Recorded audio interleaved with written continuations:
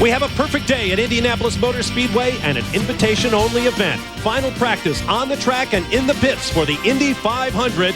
Welcome to Carburation Day at Indy. Carburation Day is a bit of a misnomer because there are no carburetors on the cars, and it's not a whole day. It's actually just a 2-hour practice session. But there's arguably no more important day to prepare for what will happen on Sunday. What will the teams do? How will they play it? We'll tell you in just a moment. Scott Goodyear is suited up and ready to go. He's heading out on the track in just a few moments. Meanwhile, we'll have a chance to talk with A.J. Foyt. He's going to send Billy Boat out for some limited practice today. And your pole sitter, Arie Luyendyk, has one more Carburation Day at Indianapolis. We'll talk to him about it next.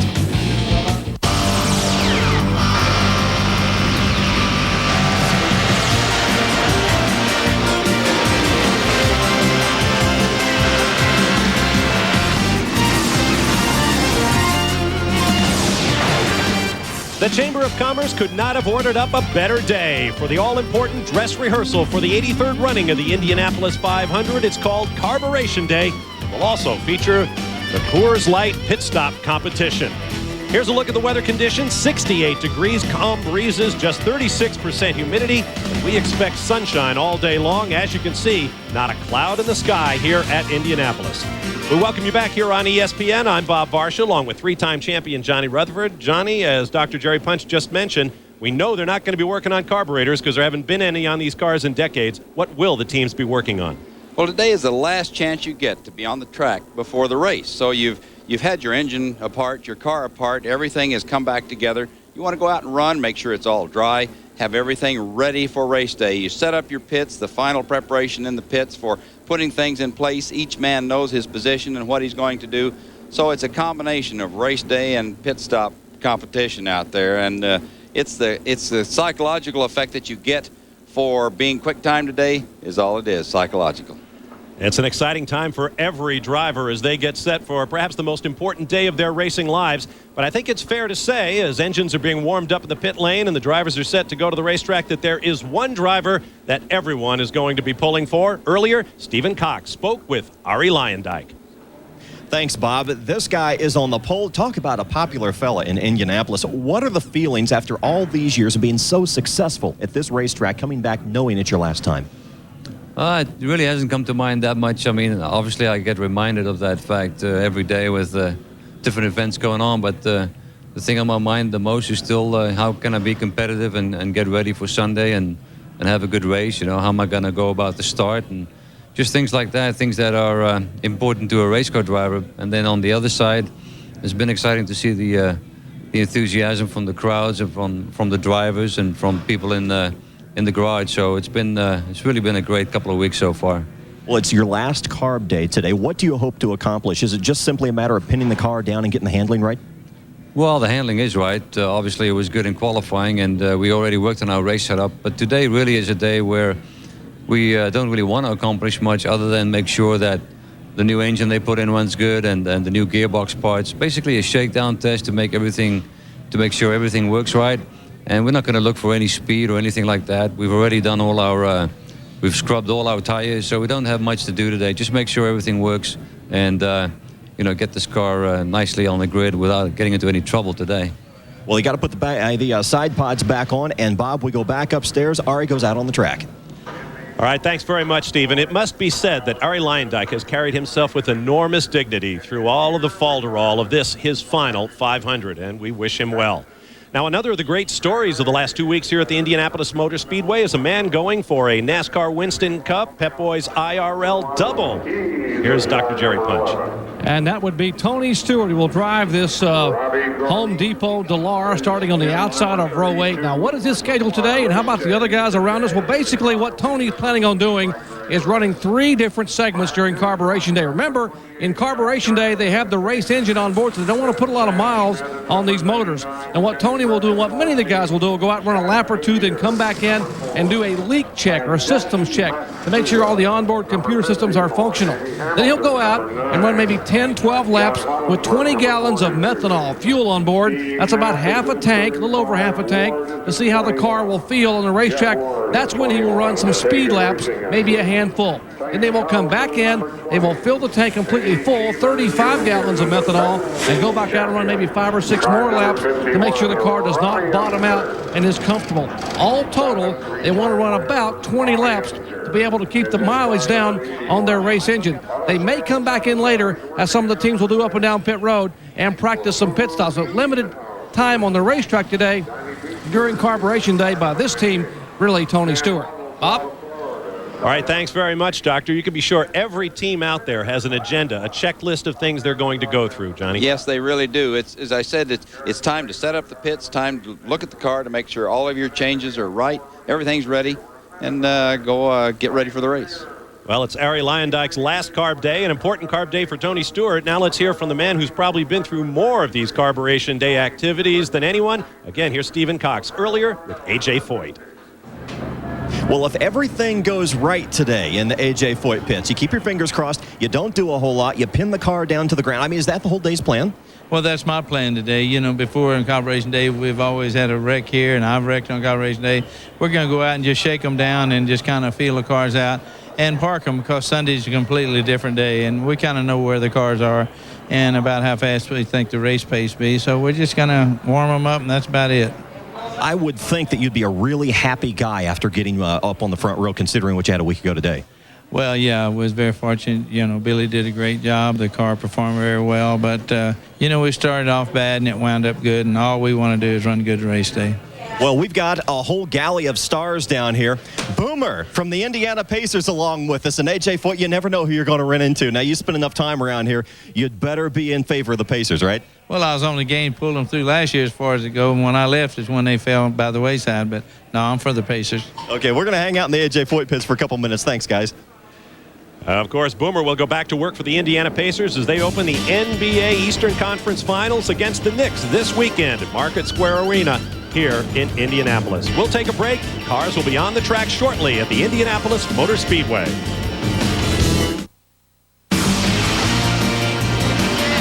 ESPN Speed World coverage of Carburation Day at the Indianapolis Motor Speedway is brought to you by Pennzoil with Pure Base, made for the way you drive. Stop, go, Pennzoil. Helmet of Rob McGee, one of the great rookies of the class of '99 here at the Indianapolis Motor Speedways. The cars are going out, and there is the defending champion, Eddie Cheever, hoping to become the first man to win back-to-back 500 since Big Al Unser in 1971. Here's Dr. Jerry Punch. Spoke with Eddie Cheever a moment ago, and Owen Snyder, his crew chief, who won this race a year ago and also won back in '92 with Al Unser Jr. And for this team, a very, very confident team. Today is all about the C's, the confidence, the comfort they want in this car. And like we said earlier, they don't want to run many laps here either. Cheever will go out and run a couple of laps, come in for a leak check, and then go basically back out with full tanks on board. He wants to get comfortable with the car, maybe 12 to 14 laps at speed, and then they will park it. Eddie Cheever says when you win Indianapolis, you understand what it takes to win again. He's watched film over and over of some of the greats in years past who have won here, like Rick Mears, and that's exactly the way he's going to play it. So not many laps today, but hopefully a lot of laps on Sunday for the defending champion, Eddie Cheever. Boy, what a qualifying couple of days Eddie Cheever had. He said afterwards, I guess we won the Village Idiot Award for chasing the conditions, waving off some early runs. He will start in the number 16 spot inside row 6. There's Raul Boesel. He was one of 5 drivers involved in bumping activities last Sunday. He was first on the track when qualifications opened on bump day and knocked Lynn St. James out of the field. You know, they're running slow. You see them taking the slowest lane around the racetrack, and this is an opportunity to really let the bearings seat in and warm up normally without putting them to the test. You know, some guys go out and run fast real quick. That's really hard on equipment. These cars are fresh. They're zero. They need to get out there and find out if anything's going to leak or if anything's going to galled up or be a problem. Interesting to see the cars moving so slowly on this racetrack, known for such phenomenal speeds. Of course, we saw new 1 and 4 lap records for the 4-liter normally aspirated IRL formula here at the Speedway this year. They belong to Arie Luyendyk. Back to Dr. Jerry Punch. Well, Tony Stewart's car still sits on pit road, and the Home Depot driver getting ready to put his earpieces in.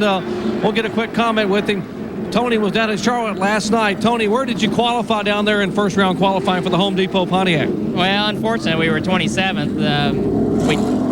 We made a change in our gear, and whether we got the drive shaft, the half a rotation off or what, it caused a big vibration. But we missed first round by 2 spots, but I think it's going to be good enough to stand on the time today and go worry about getting this thing real solid for the race on Sunday. And I think where our other car is going to be good, we'll be there tonight to practice at the 7 to 8 session. So I think we're going to be all right with both cars. So you will leave after carburation date, head to Charlotte for your night practice tonight. Now, when will you come back to Indianapolis?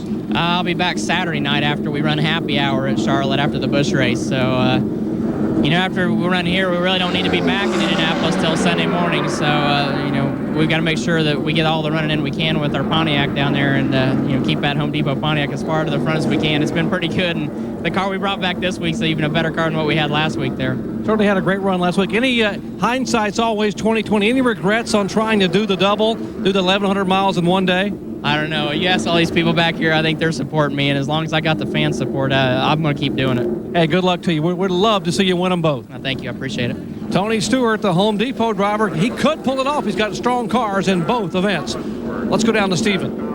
Thanks, Jerry. We're standing by with Greg Ray. He starts in the middle of the front row, and I notice you brought 2 cars with you today, Greg. Yeah, it's going to be a busy day. I originally set both these cars up, and we let Robbie Gordon, our teammate, drive one of them for qualifying, and he's obviously off in St. Louis today. So they're both my babies, so we're gonna shake them both down today and get them both ready for race day. Does that mean Robbie gets your setup that you like best on race day regardless? Well, I think both of these cars are very similar for race day, and again, he's a great driver, but he's very fortunate to be able to hop in one of our cars. And Tom Knapp and I have been working on these setups very difficultly, very hard for the last 3 years, and we have good race cars. And so, John Menard is very committed to the sport. He loves the Indy 500, and either I or Robbie, hopefully we can bring John Menard his first Indy 500 victory. Thanks, Greg. We just caught him in time. He's putting the earplugs in and the helmet on, so we let him get back to work and jump back down pit road to Jerry Punch. Standing by with team owner and team manager Larry Curry. Larry, we got a what if for just a moment. What if Tony Stewart is not able to stay on Sunday because of rain conditions, or what if you need a relief driver for whatever might happen? Who have you chosen, and who's standing by? Jerry, we made a decision on Monday after the field was set on John Paul Jr. John Paul has a lot of experience. He led a lot of this race a year ago in a Dallara. And, the rules here, you can't put a rookie. A rookie has to earn his way in the first time. So we felt he was the best choice, and we've made a seat. We've got him all fitted, and we hope we don't have to use any of it, but we're ready. Will JP be able to run the car at all during carburation day? Is he allowed to get in the car, or would you consider putting him in the car for a few laps? No, we won't be able to. We could, but we're not going to do that. I mean, we're looking at the long-term forecast. The forecast, our main contingency was for weather. The weather looks great. Certainly there are other factors that could come in, but if we have to do this for any other reason other than weather, he's going to have to go cold turkey. There was a quiet confidence in this team last week, but seems to be growing and building. And from talking to Tony a moment ago before we went to him on the air, he feels like, and I'm sure you feel like, this is doable. You could win them both. Absolutely. I know people think that we was kidding with him last week, but I'm telling you, when he ran 226, we had what we considered to have race downforce. We think we've got a great race car. We've got a great team put together, and this Home Depot car, we get this thing where it'll run around here all day long. If Tony doesn't win it, whoever does will have to deal with him at the end. Wow, what a challenge from Larry Curry. His driver could be a factor. Folks, a place with so much history could see another chapter written this coming Sunday. Good luck to Tony Stewart in that effort, along with his team manager Larry Curry and co-owner Andy Card. There are other teams that'll have to have backup driver plans as well. We'll talk about that later. Stay with us. We're back at Carb Day at the Indianapolis Motor Speedway. But if you're an NHL fan, you want to stay with ESPN to catch all the Stanley Cup action. Coming up tonight at 7:30, the Toronto Maple Leafs will go against the Buffalo Sabres in Game 3 of the Eastern Conference Finals. And tomorrow night, Dallas Stars take on the Colorado Avalanche in Game 4 of the Western Conference Finals. The Stars leading that series 2-1 after last night's win. For more, log on to ESPN.com, part of the Go Network, go.com. Here at the Indianapolis Motor Speedway, the fastest guy on the racetrack right now is coming off. Number 28, Mark Dismore from Greenfield, Indiana. He and his wife Donna raised llamas on their 40-acre spread. He has gone 220.038 miles an hour in his shakedown cruise for the 83rd Indianapolis 500. That's not bad, all things considered. Be interesting to know what the track conditions are out there. It must be pretty good, 220 miles an hour. But they're getting the car settled in, making sure everything's dry. This is, you want to go out and get everything just right. Davey Hamilton's running in the groove. Doesn't look like he's up to any startling speed yet, but Davey's one of the guys that is always a very steady driver. He's consistent. He's right there every time. But I've come out here when your car's been apart. You've had a chance to rest for 2 or 3 days and get away from the place and experience something else besides race cars and what you're doing here. And you've made the race, so you come out for carburation day, and for some reason or other, the car feels just perfect. You go out, you make your run, boy, and it's the fresh engine, fresh car. It's right and ready, and that's what carburation day really is all about, is getting everything settled down. Driving the Spinal Conquest machine for Rick Gallis, who has won the Indianapolis 500-mile race before, and they will also appear in our coverage of the Coors Light Pit Stop competition coming up later on in the program. Now let's get back to the story about backup drivers. We heard that Tony Stewart will use John Paul Jr. if need be. Dr. Jerry Punch can pick up on that story. Well, Joe Truselli owns the G-Force that Roberto Moreno qualified in the middle of row 8. And Joe, your driver is on loan to Pac West for a Saturday Kart FedEx event in St. Louis. What happens if if there's an injury there and he cannot get back? Well, first of all, let's hope there's no injury. But if there is, we have Stefan Gregoire. He's going to back Roberto up in case there is something unfortunate that happens. Now, if they get rain on Saturday for the open wheel event on Saturday, what will happen with your driver, Roberto Moreno? Roberto is still coming to the Indy 500. So if there's rain, Pac West has got a backup driver for their team to come and actually take Roberto's place for the kart race. But hopefully there will be no injury. But in case there was, Stefan Gregoire would stand by in Joe Truselli's G-Force. So the musical drivers are set up. Hopefully we won't need them. Thanks, Joe. Thank you very much. All right. Roberto Moreno still sitting in the car. He's run a few laps, come in for checks, for leaks, and now he'll go back out for some speed laps, Bob. That's the Warner Brothers Studio Store car. Bugs Bunny riding co-pilot with the always happy Brazilian Roberto Moreno. Meanwhile, the Pac West kart team is going to have to be 3 deep in drivers. Here is, for my money, one of the best-looking cars in the field. Eliseo Salazar, the Nienhaus car. It's getting almost like the old days where you had relief drivers. You got somebody standing by, and it's not easy because every car is tailored to an individual driver. He has a seat that fits him perfectly. It's a mold of his backside, and everything is very comfortable for the driver. So you can't just jump in somebody else's car. You've got to carry your seat around. That'll look kind of funny. Guys standing around waiting for rides in the pits with their seats under their arms. And once again is Raul Boesel, driving in that Riley and Scott chassis, the 3 Pep Boys Indy Racing League chassis. One of the few representatives of Riley and Scott. That car built just a couple of blocks away at Riley and Scott Race Car Engineering Shops on Main Street and Speedway. Coming into the pits, they make these runs and then they bring them in slowly and as was mentioned, look them over for leaks to make sure that everything is tight and it's looking good. You see the guys simulated pit stop practice there. Oops, the air hose didn't work. Somebody forgot to turn it on. That's the kind of things you want to find out on this day so that you make sure that everything is right so that when that first pit stop comes, boy, the car does come up in the air so you can change all 4 tires. So look at Roberto Guerrero, along with Ari Leyendyk, a veteran of 14 Indianapolis 500-mile races. He's in the Cobb Racing G-Force with Infinity Indy V8 power. Yeah, you noticed on the bleeding edges of the wings, the green, each team picks something to paint on their car so they can distinguish it from other cars that may look similar during the race. So we see colors grow on these cars. He has the lime green color there on the leading edge of the wing, so they can pick it out as it comes off of turn 4 toward them. It's the details that make the difference between winners and also-rans. Now, one of the great stories of this year's Indianapolis 500 is the kind of story that makes every racing television announcer warm inside. Stephen Cox has more on that. Thanks, Bob. Hideshi Matsuda, one of the truly outstanding drivers so far as qualifications goes, and he has a lot in common with us. He's a sports announcer in Japan. Now, Greg Beck, Hideshi drives for you. Tell me a little bit about his uncanny ability to really perform well when he only drives once or twice a year. Well, he gets to race in the GTP series or GT series in Japan. That keeps his skills up, but he just hasn't. He has a real natural ability, I believe, to run ovals. We ran him at Texas World Speedway the first time he ever ran an oval, and he just adapted to it immediately and ran very quick. He's not only quick, but he is blessed with the Dallara. Now, don't you have a little bit larger gap to play with the Dallara on getting the heat correctly?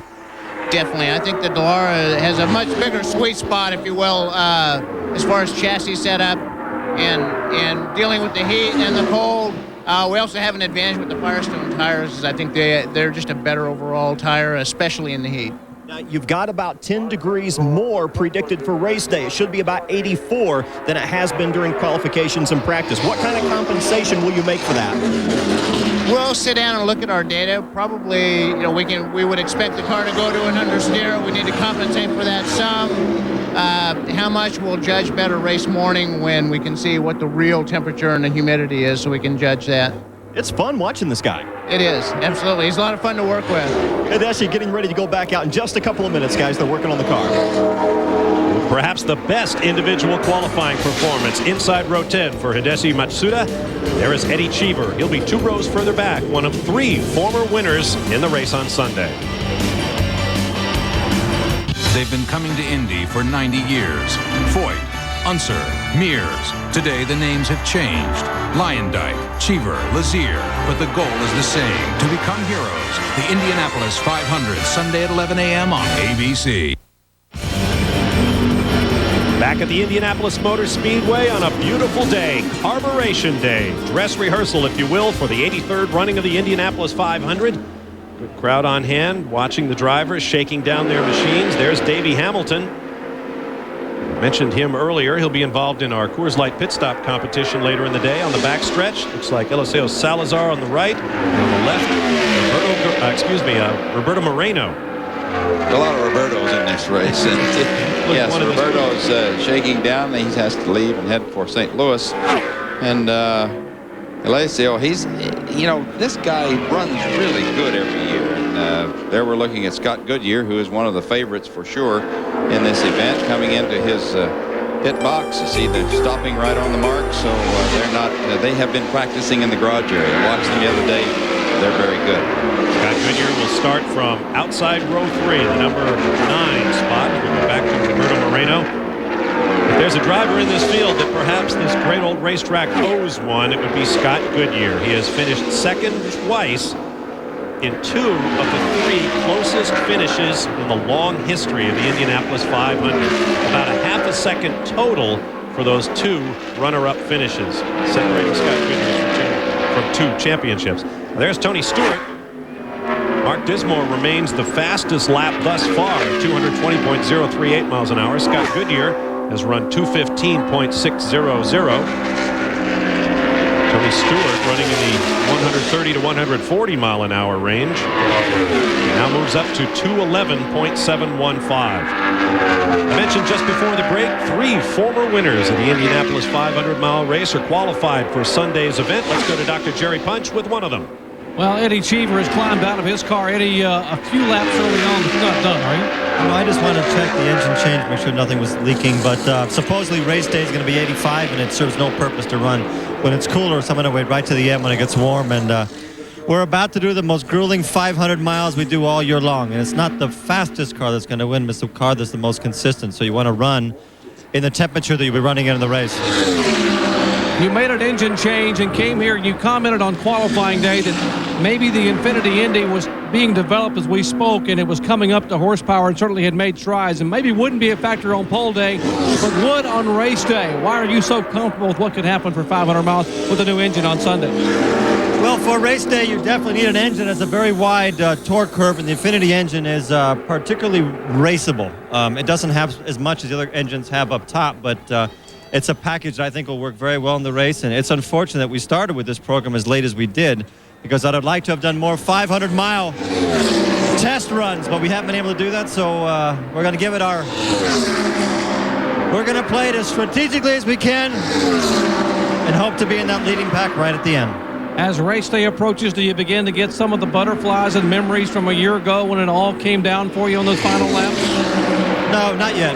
I probably will have Sunday morning when I sit down in the car and get ready to go, but so far not. I've got my head on I'm trying to make sure that I have a car that's very driver-friendly for 500 miles. There's nothing worse than having a car that is loose around here at the 200-mile mark, because it's a long day to go. Hey, good luck, Eddie. Thank you. Eddie Cheever. Let's check in with Stephen Cox. Mark Dismore just clipped off the fastest lap. But, Mark, has anybody told you that yet? You're well into practice, and you have fast lap for the morning. Well, I mean, I was just trying to get a feel for the car. But as we all know, this is just practice. It'd be all right if it was race day for me, because I'll tell you, the car feels fantastic. So I'll take that. I mean, that's great, but it doesn't get your face on the trophy. Well, one thing that will get your face on the trophy is learning how to handle this thing when a lot of people are in your way. Do you want to work on handling today? Yeah, we have a predetermined number of laps we're going to put on the car, though, and we're only about 5 or 6 laps away from that. I want to try to go back out and get into some dirty air and get a feel for the car. So that's what we're doing, and we're waiting right now for the track temperature to maximize so we can get out in the worst possible conditions and see what we've got. Mark Dismore in the middle of row 2, probably his best chance ever to win the Indy 500. Mark Dismore has made his name driving lots of different kinds of race cars, as has this guy, Tony Stewart, whose career as a professional, really at the elite level, is still very, very young. He is attempting to do that Pep Boys IRL Indianapolis 500, NASCAR Winston Cup, Coca-Cola 600 double, attempted only by John Andretti before.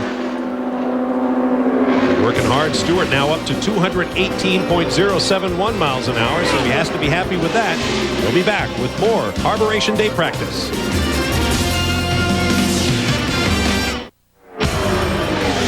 Welcome back to the most important 2 hours before the Indianapolis 500. It's Carburation Day, final practice for the great race. Seconds continue to tick away. One of the great traditions of 500 weekend here in Indianapolis is coming your way on ESPN2 Saturday night. It's the USAC MCI WorldCom Midget Series night before the 500 race from Indianapolis Raceway Park. Check it out on ESPN2 Saturday at 8:30 p.m. Eastern Time.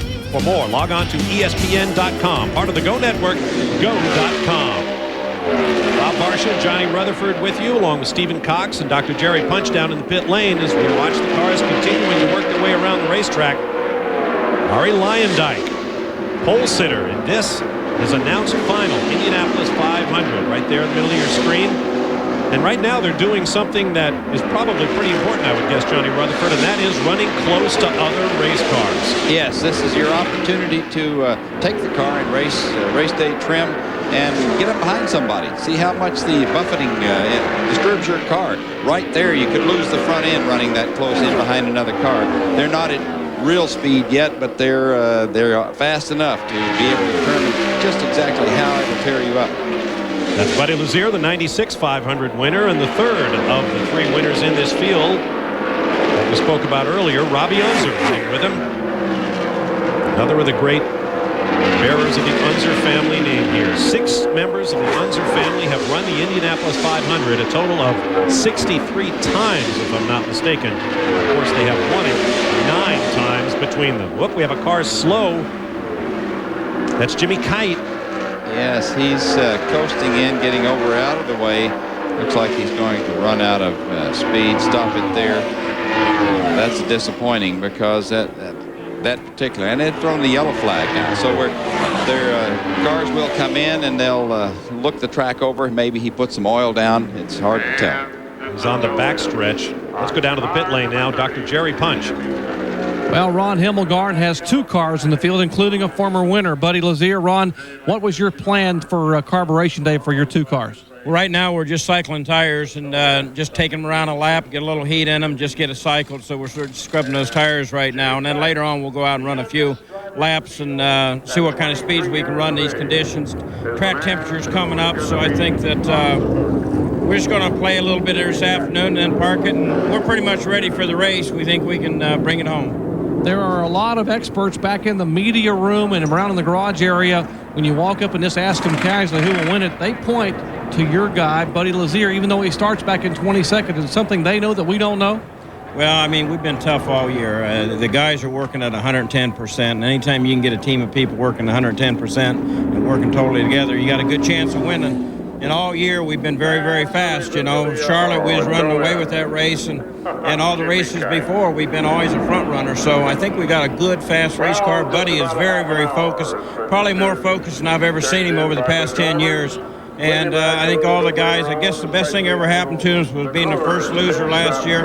When we finished second that race, we really did a lot of soul searching and say, why did we lose by 0.3 of a second? And the guys have improved their pit stops. Buddy's really focused on it. This year, he's going for the checkered flag. Hey, good luck to you, Ron. Thank you very much. Hey, guys, the last 3 years, Lazier's been awfully close. He won it in 96. He finished 4th in 97. And as you heard Himmelgarn say, he was first loser. He finished 2nd a year ago. That's right, Jerry, and Daddy's got a new mouth to feed. Buddy Lazier and wife Carol welcomed new son Robert Flynn into the world not too long ago. So he could use that winner's portion of the mammoth purse at the Indianapolis 500. Will it be $1.5 million to win this year? That has yet to be announced. We'll be back to the Speedway.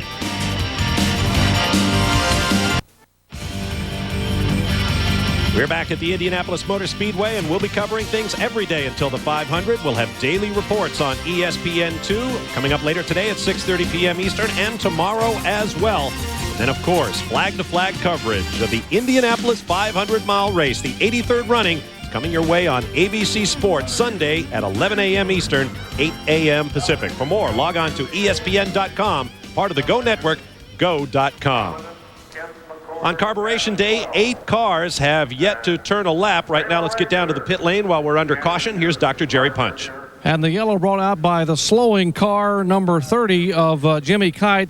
Dennis McCormick owns the car. Dennis, what happened? Well, he was going down the back, going into turn 3, coming out of turn 2, sorry.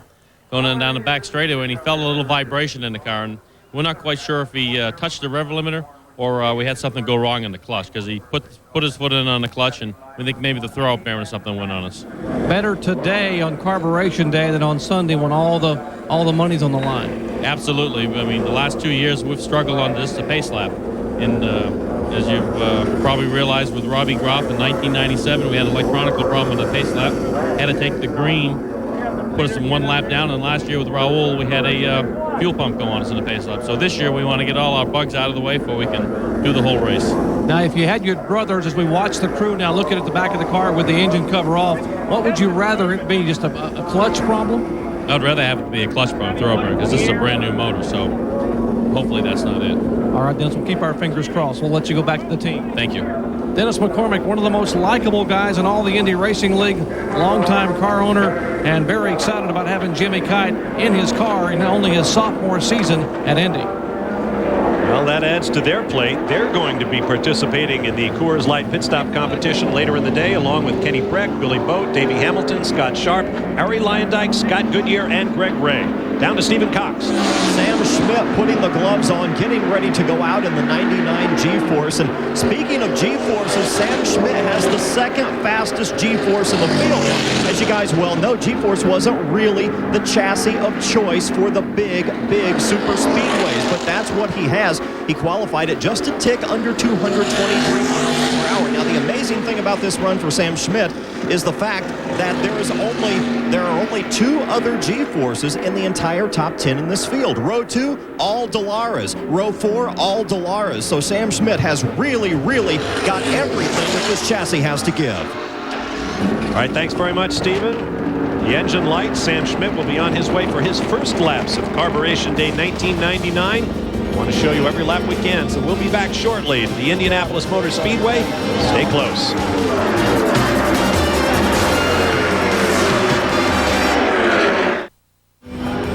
Back at the Indianapolis Motor Speedway, here's a look at the fastest cars in this session, final session, before they line them up for the 83rd Indianapolis 500. Mark Dismore remains at the top of the timesheet. And there's Hideshi Matsuda. What a great story. Comes to Indianapolis once a year, doesn't test the car, gets in, practices, and qualifies. Right now, he is among the fastest drivers on the racetrack.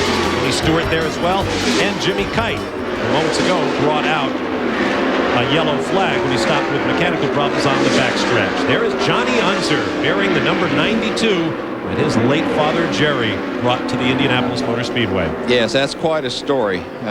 Johnny Unser has been struggling and trying to get in this race and get the backing to do it, and he's finally put something together.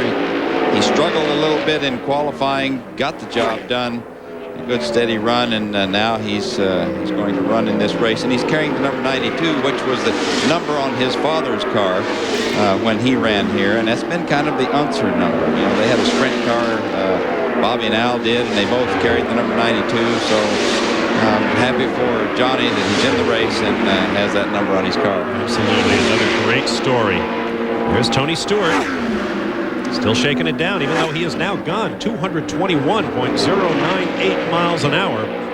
Second quick to our new top speed. That is Greg Ray, who will start inside the front row in the Glidden Menards machine at 221.822. Dismore, who posted that early 220, is now down in third spot. You know, the job that Stewart has chosen for himself running in these two races is quite a task, because he gets no time to really rest. He's on his way back and forth. He has to keep everything in mind. Tony Stewart heads to the pit lane. We go to Dr. Jerry Punch. Guys, you see these little foam windscreens we put on our microphones? Well, we use them so that you won't hear the wind howling here in Indianapolis on pit road, but the teams use these same little foam screens for something quite different. Now, Dennis McCormick, you've got the same screen I've got, but you use it on the race car at 200 miles per hour. What do you do? What we do actually is we put these over the top of the reservoirs while we're out there running with the vibration and all the G-force with the fluid that makes it come to the top of the breather holes. We take the microphone caps and put them over to hold all the residue from spilling onto the chassis. So it's an overflow for brake fluid then. Wow, same piece of equipment, except that one goes 200 miles per hour, and this one I hope doesn't. Let's go up to Stephen Cox. Sharp has some very bad memories from this day last year. Scott, tell me your story from 1998. Well, unfortunately, we'd had some motor problems throughout the week and planned on doing more running than usual on carb day for our race setup. And in warming the engine up on the warm-up lane, we blew the engine, so our actual race engine. So it was a bit unfortunate for the Delphi team. We'll talk about your opportunities this year. How much information do you trade with Mark Dismore? You guys almost ran identical times in qualifying. Yeah, we're a very tight-knit team. You know, Mark and I look at it's us together facing the competition, not that he's my number one competitor. And we've had a different week and a half or 2 weeks here. We concentrated on the race setup for 6 days straight, never even tried to go fast. Then Friday before qualifying, turned it up a bit. So to end up on the second row with both cars, you know, being a team that's concentrated on preparing a good race car, we're pretty happy about. How much opportunity have you had to practice in heavy traffic and replicate race day as nearly as possible? Well, I think that's impossible. You know, when you get 33 cars, it's almost like a fishbowl just swarming around. But I've tried to run in traffic. You know, we ran a lot of long runs, so I think we've tried to prepare ourselves for race setup as much or probably more than anyone else. Scott, I've heard horror stories about drivers going out for their first 500 and not realizing how much suction will pull you in even after you let off the gas. How much truth is there to that as you go into turn one under the green flag? I've never found that. You know, it's if you stay on the throttle, you can really use the draft. What happens more is just how much when you're behind cars, how much the cars moves around, almost without you not even turning the wheel. The car just moves due to all the turbulence from side to side more than front to rear, of course. Well, here's your chance to go out and grab some traffic and see how it runs. Thanks, Scott. Thank you. Scott Sharp and teammate Mark Dismore will start side by side on row 2, and that will be an interesting team discussion before they face the green flag on Sunday. There's Wim Ekmans from Belgium, another rookie at Indy.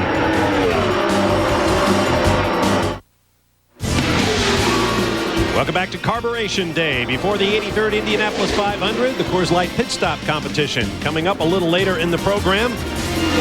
Tune into ESPN tomorrow night for Sports Century's 50 Greatest Athletes, a weekly program that features the top 50 North American athletes of the century. This week we'll highlight baseball great and Yankee legend Lou Gehrig. Don't miss it tomorrow night at 10:30 here on ESPN. For more, log on to ESPN.com, part of the Go Network, go.com.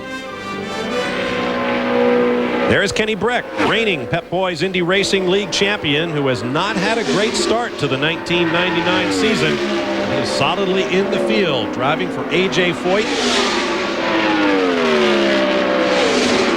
Right now, I'm looking down. I don't see him on our speed chart just yet. These may have been some of his first laps. There he is at 2:08.570, 19th. I think he just got out, and of course, Kenny is... he's ready. I raced go-karts with him yesterday. We had a little little race over in the Fan Fest, and a lot of fun. And he's loose. He's got his wits around him. I think he's ready. And now they're out checking the car to make sure it's ready. Breck has now picked it up a little bit, up to 213.043 miles an hour.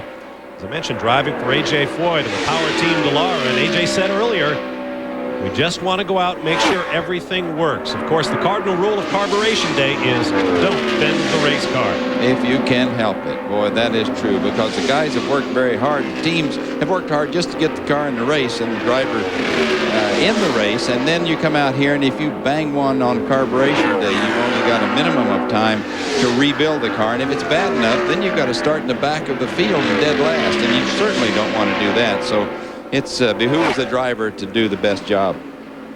Breck continues to improve up to 216.894 miles an hour. He has qualified in the middle of row 3 between Sam Schmidt and Scott Goodyear.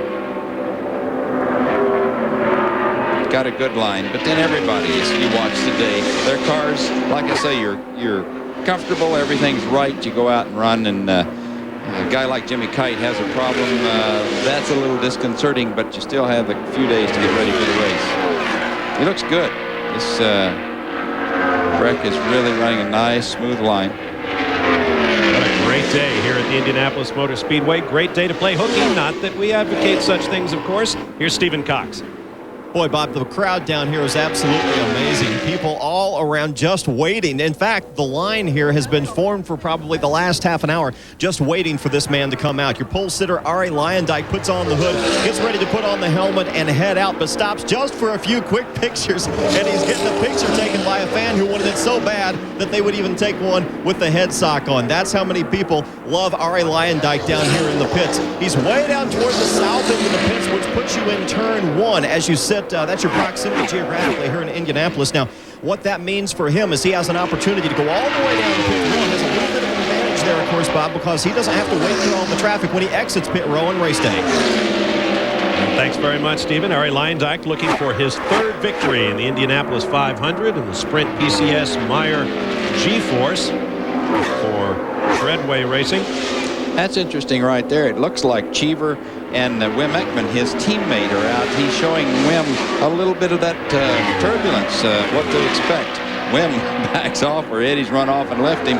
But that's another aspect of the team situation, is get out and run with me, and I'll run with you, and we'll see what happens.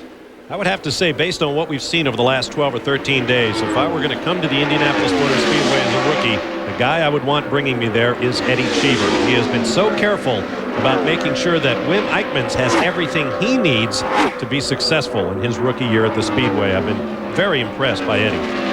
Yes, he has done a great job, and Wim's done a great job getting the car in the race, and now getting his time and going to run his first Indianapolis 500.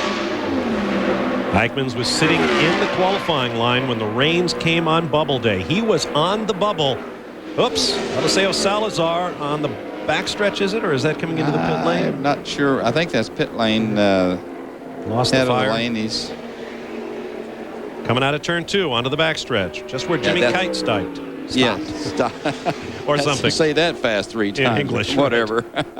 Yes, he's coasting up over there. They obviously had a problem. This is a point, or the time in the practice, when guys we'll go out and run out of fuel just to see, run the car down, see, and then go take the car back in and check and see how much fuel is usable, if there's any left in the car. Right, see if the fuel pickup gets all of it or if you have to change your calculations. Fuel mileage extremely important at Indy. We'll be back for more coverage of Carb Day.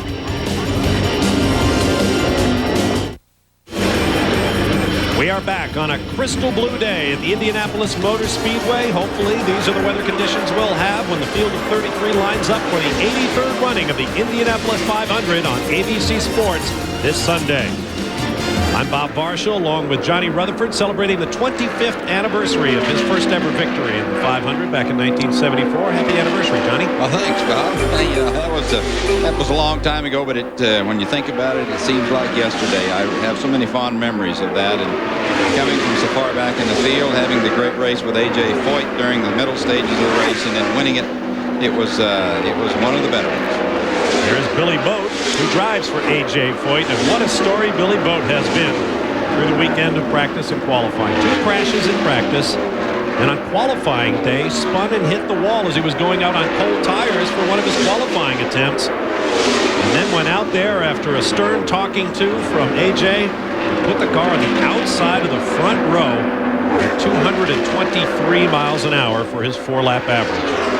Yes, Billy Boat struggled, as we say, but they're looking at it this way. We had all of our troubles at the first part of the practice and qualifying. Now they'll have a good run through the race, they hope. So yeah, he could be. He's a fine driver, got a good car. So yes, outside the front row is a good starting spot. Billy Boat sat on pole for this race last year. He is nothing but quick. Compact computer sponsorship on the side of A.J. Foyt's Dallara. And I just can't get over the irony of that after those well-publicized pictures of A.J. Foyt trying to put a laptop computer into orbit last year. Harry Lyondike going slowly.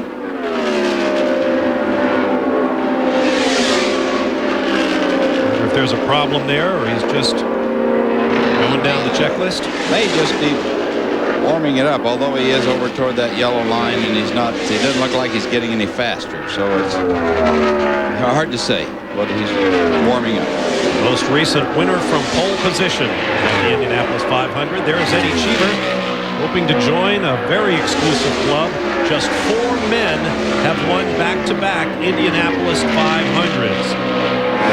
Those men are Wilbur Shaw in 1939 and 40, Maury Rose in 47 and 48, Bill Vukovich in 53 and 54, and Al Unser Sr., the most recent man to do it, in 1970 and 71. Let's go to Dr. Jerry Punch. Guys, Carburation Day is not only a day when drivers get comfortable with their car, they get comfortable with their surroundings, and we're talking about the speed on pit road. Now, I'm standing at the very last pit or first pit, depending on your point of reference, coming out of turn 4 down pit road. That is Stan Waddell's pit number 37. Now look behind me. Up right across from pit number 40 is a black barrel with gray stripes. It says Inner Pit Speed Area. That is right across from pit number 40. That is where the pit speed will begin to be calculated during the race. This year, the pit speed has been dropped from 100 miles per hour to 80 miles per hour. And they have moved it down from the very end of pit road, which is about another 5 pits up, down into pit 40 because Brian Barnhart, the director of racing operations, said it's for safety. We want these drivers to have more room to be able to slow down rather than coming off of turn 4 at 215 miles per hour and having to jam on the brakes to get slowed down and woed down to 80 miles an hour. So we've moved the pit speed area down the inside of pit road up to pit 40. All right, thank you, Dr. Punch. There's Eddie Cheever.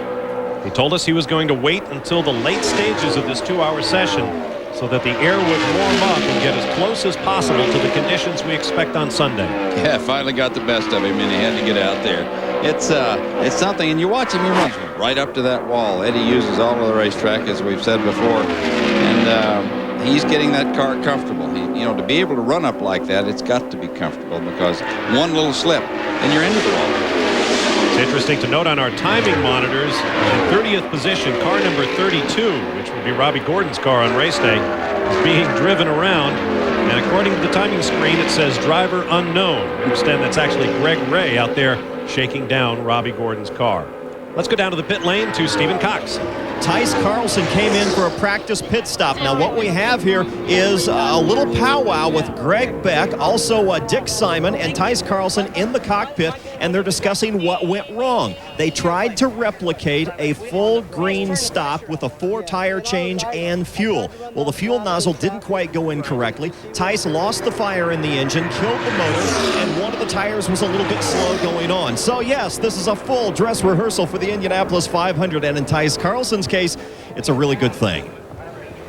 You note a color change on that car. That's not unusual on Carburation Day at the Indianapolis Motor Speedway. Pennzoil Yellow is on Tice Carlson's car. Some of that sponsorship has come over from Pennzoil Panther Racing. They needed 2 cars in the field.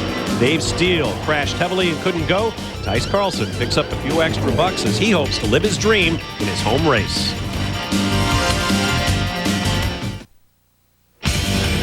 Back at the Indianapolis Motor Speedway, 32 of the 33 starters in the 83rd Indianapolis 500 have taken to the track for some amount of practice. Only Donnie Beechler's number 98 has not gone out. As you look at Raul Boesel of Brazil, sitting in the Brandt Motorsports number 3, Riley and Scott, the only example of that locally built chassis in the race thus far. Now there is Jimmy Kite. Earlier we saw him roll to a stop with what appeared to be a mechanical problem on the backstretch. Yes, he's running the car. It's back under power, so obviously they found something and fixed it, and he's back out practicing. He's running a little slow down the backstretch. Coming in, he's on the warm-up lane now and heading for the pits. Kite was the man who got into that Trans World Racing McCormick Motorsports entry when Raul Boesel got out. Let's get more on Kite's story with Dr. Jerry Punch. Well, speaking with Dennis McCormick earlier, they were hoping it was a clutch problem. Obviously, he's gone back on the racetrack, and the crew has given me the high sign that it appears to be okay. They think it may have been a combination of 2 problems. First of all, he hit the rev limiter coming off of turn 2 down the backstretch, which will make the engine sound a little funny and possibly even vibrate. And also, they've got an airlock in the clutch. And possibly they brought the clutch in. They basically are able to drain the clutch or bleed the clutch to get the airlock out. He had gone back on the racetrack, and apparently things are fine. Now, you talked about the temperature a moment ago. We mentioned earlier on that Eddie Cheever wanted to wait till later in this Carburation Day to run. When we began Carburation Day, it was 110-degree track temperature. Right now, it's 122-degree track temperature with an ambient air temperature of 78.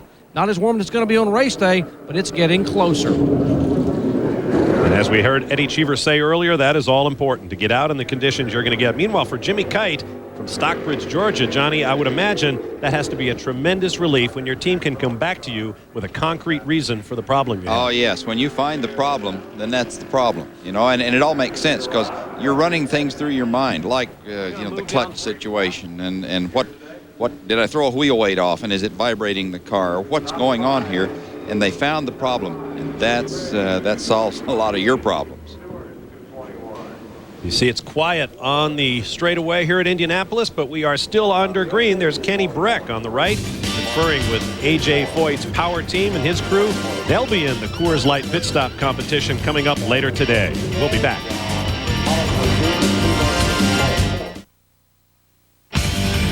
Welcome back to the Indianapolis Motor Speedway, where we are under yellow in the final practice, Carburation Day, before the 83rd Indy 500. There's, of course, the world-famous pylon on the front straightaway.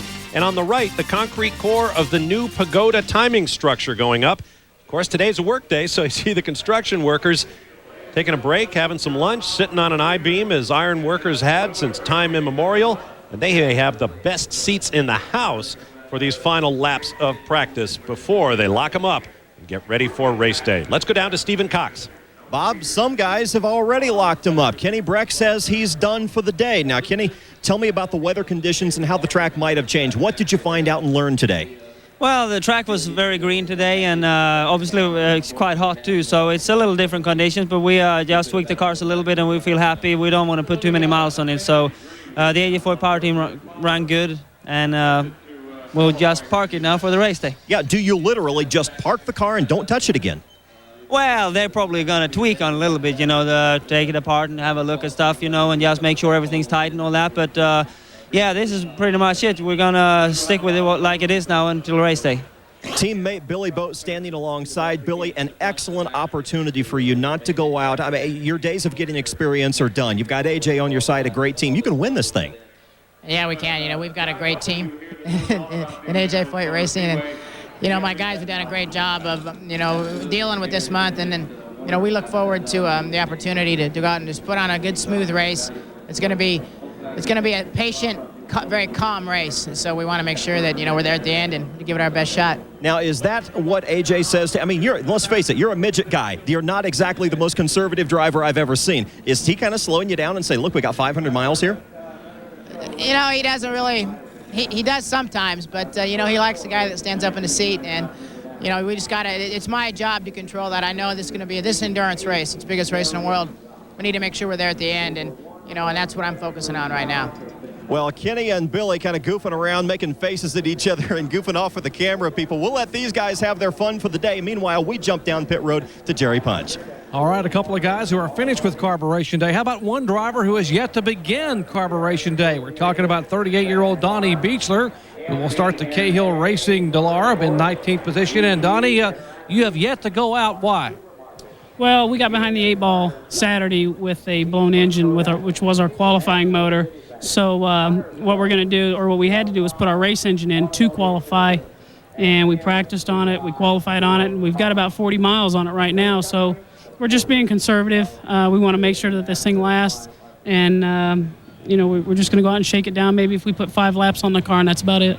So 5 laps here, but so you've been sitting, watching, and waiting, and you wanted to wait until it was the hottest part of the day to try to mimic what's going to happen on race day? Well, I don't know. I think the clouds are going to roll in Sunday, but it doesn't hurt to practice in the worst conditions because then your car just gets better from there on. And it's sunny out, but he's sitting in the shade because these crew members here have an umbrella over the driver's cockpit. That's why he can sit in the cockpit and be fairly comfortable. Now, he will run 5 laps of Carburation Day, but he will also go down to 16th Street Speedway and run a USAC midget race tonight. These guys love to race daytime, nighttime, weekends, you name it. They want to be in a race car. Bob? And that is a great racetrack to watch the midgets run. A former baseball stadium turned into a dirt track. Talking about midget race cars, did you ever watch Billy Boats drive a midget race Never car? have. Whoa, he's one of the few guys I know that gets dirt on the backside of the windshield. As he said, AJ likes a guy who stands up in the seat. Here's a look at the fastest times of the session thus far as the minutes tick away on Carb Day. Stay with us. They've been coming to Indy for 90 years. Foyt, Unser, Mears. Today the names have changed. Lyondike, Cheever, Lazier. But the goal is the same, to become heroes. The Indianapolis 500, Sunday at 11 a.m. on ABC.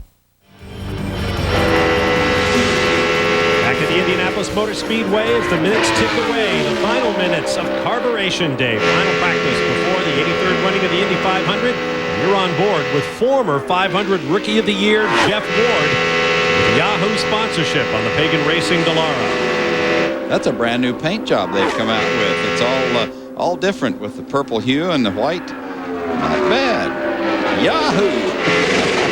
That is a striking paint job of several brand new ones we've seen since the close of qualifying last Sunday. Of course, that's another regular feature of Indianapolis 500 weekend. All of a sudden, people take a liking to a driver who's qualified in the field, and new financial support winds up on the side pods of the car. Jeff Ward has had a tremendous run with the IRL since he came on board. He's the former world champion in the motorcycle, all classes of motocross, and he has done a tremendous job with the cars. Motorcycle riders, we've had several. Paul Goldsmith was a championship bike rider, and Joe Leonard. Of course, John Surtees, who won world championships on both 2 and 4 wheels. Now, earlier, Scott Goodyear went around. We're going to go on board with him at about 215 to 220 in average speed. Watch his hands. Not a lot of movement there. You can see he's into turn 2 here, holding the car just into the turn. Comes back neutral with the wheel. Holds it a little bit to the right to try to offset some of the stagger in the back. It's not much, but it's just a little bit of a pull on the steering wheel to hold it straight down the straightaway. Down the 5/8 of a mile long backstretch into the quarter miles of each of the 4 turns. Traffic up ahead, no doubt feeling some buffeting from that car up in front of him. Yes. Just what they want to do while they're out there is see what the car is going to feel like under race day conditions. What an An engineering exercise to make the car feel good on full tanks, light tanks, worn tires, new tires. Not much input there. You can see he comes back to neutral a little bit, turns into turn 2. Down the back stretch. You're seeing here he's reaching to the left side of the instrument panel below there.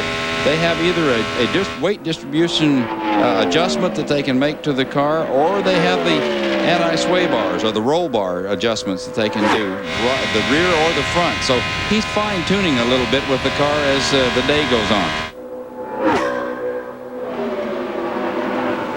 A distinctive engine note from the 4-liter, normally aspirated Pep Boys Indy Racing League machine. There is Scott Sharp making his way to the pit lane. Here's Dr. Jerry Punch. Well, one of the famous names at Indianapolis Motor Speedway is Unser. There are 2 in this year's field. There's Johnny Unser, who is the son of the late Jerry, lost his life back in 1959. And there is Robbie Unser, who's standing on the right side of your screen with his father, Bobby Unser, who basically will be calling the shots, the former 3-time Indy 500 winner. Let me get over to Robbie first. Robbie, we saw your dad talking intently with you in the car a little bit ago. What was he telling you about the final minutes of Carburation Day? Well, mostly get out of the car as soon as you can, as soon as it's happy, and he's the one that's in charge of making these guys work, at least right in the pits this year. He's going to call our fuel stops and whatnot, and my engineer Tim and John are going to make the car handle good for me, so he's getting them organized the way he wants them. There were 2 conversations a moment ago, one that was father to son, and one that was driver to driver. Now, what did your dad tell you? What did father say to son about what's going to happen on Sunday? Well, you just got to really be careful. You can't get down a lap if it's at all possible. Got to have heads up, be aware of what's going on in front of you and around you, and try not to get caught up in any messes. And halfway through the race, see how we're at. Hopefully we're on the lead lap and we can start trying to pick some stuff off. Now, as a driver, he told us earlier in the week he was so impressed. He said, even though he's my boy, I'm so impressed with his composure here. You ran over 220 miles an hour here in Carburation Day. You must feel pretty comfortable about your shot coming up on Sunday. Actually, was wondering, but today it was looking pretty good. I mean, the car's really solid. It's handling great. We've got to change a few other things we guessed a little wrong on, but it's there. We figured out how to get it around in full tank. So well, we wish you the best of luck. Let's get Dad back in there. He's talking. Imagine that. Bobby Unser. Hey, Bobby, we talked with Robbie a moment ago. You really believe this young man has got all what it takes to win coming up on Sunday? Well, we're not that far off, so we gotta. I never predict wins here, as you well know, Jerry. But by the same token, Robbie has the amount of speed necessary. Now, if we got the car all set right, we think he'll be in good shape. I've seen you come here many, many times as a driver and as an announcer, as a commentator with ESPN and ABC. But I've never seen you so nervous as last year when you stood on this pit box and called your son's rookie race. I mean, you were a wreck. Well, I hadn't done that for a long time. I was kind of out of practice. I'd been up there in the booth a lot of times. So that was a new thing for me to do. But my old stuff just came back. It did. You had a great time. Hey, good luck on Sunday, Bobby. Thank you. You need a lot of good luck here. You need to go fast, but you need good luck, too. And that's a 3-time winner telling you exactly what you got to have to win here. Let's go to Stephen Cox. Well, speaking of luck, one of the luckiest, I don't know, I hesitate to call it luck, when Robbie Buell pulled off a brilliant last-minute qualification run to put his car in the show. Robbie, I would think, if strictly from a fan standpoint, I realize it's not your standpoint, but this was a shining moment in your career. It was brilliant. I don't know if you want to. I have a tough time categorizing it like that. And sure, it was a little bit of luck, but it was a lot of hard work by everybody involved. Sinden Racing and A.J. Foyt's team, I mean, all those guys pitched in. And if one of them would have dragged their feet, we would have missed it because the rain was coming. Did you know how close it was when you were going around the track on lap 3 and 4? No, we had no radio contact. The radio wasn't working, so we weren't using it, which was probably a good thing. Well, you had a lot of lost time to make up for, jumping into a strange car at the last moment, going out qualifying. What did you do today to compensate for that? Well, right now we have to rely on what both Kenny Brack and Billy Bowden have been working along with AJ. They got their package, and that's kind of what we put on this car, and I just got to get comfortable with that. And, you can stay out there all day in Carburation Day or for the 2 hours and make the car perfect for these conditions. But race day, it's going to be different conditions yet. I think it's going to be hotter yet. So, you got to keep that at the back of your head as you're setting things up. Right now I'll talk to AJ a little bit more and just tell him what I'm feeling and how things were out there. Last check I heard was 84 degrees, mostly sunny on Sunday. So does that change anything for you? Yeah, it does. I mean, that's warmer than conditions are right now. So, I think you want your car to be a little bit on the neutral side in terms of the balance of the car, because I think it's going to get where it is going to be hotter temperature, hotter track temperature. Therefore, the front of the car probably is going to give up more. So you just got to tune for that. But sure, it's always a guess. You never know what those conditions are going to be on that day. Very quickly, did that take all the fun out of it on qualifications? I wasn't really weighing it out whether how fun it was or wasn't. I was taking it one corner at a time, one day at a time. I mean, I had crashed my primary car, which I feel bad for Joe Kenny and Jeff Sinden. I mean, those guys give me a great race car. And then we blew a motor in our backup car the next day. So things went downhill in a big hurry. Yeah, Robbie Buell, thank you very much. Let's run back down to Jerry Punch very quickly. Well, earlier in Carburation Day, Chilean Eliseo Salazar brought out the yellow because his car rolled to a halt coming off of turn 2. Now, they had to take that car and have it towed back in, so they've just gotten him back out on pit road for the final minutes of Carburation Day. That was a fuel situation. They had planned, as Johnny Rutherford so astutely pointed out, they had planned to run it out of fuel, but they had not planned on missing the entrance to pit road, which is exactly what he did because there was traffic to his inside. He stayed out on the racetrack, and when he went into turn 1, it sputtered, coughed, and then quit coming off of turn 2. You're talking about track temperatures. Well, we are now showing an ambient temperature of 83 degrees, and the track temperature is up over 125. Basically, right now, we're where we will expect to be at the beginning of the race on Sunday. All right, thank you, Jerry. There is 96 winner Buddy Lazier. Heading for the pit lane, we have a new fast runner in this session. Sam Schmidt, Arie Luyendijk's teammate, has gone 222.458 miles an hour.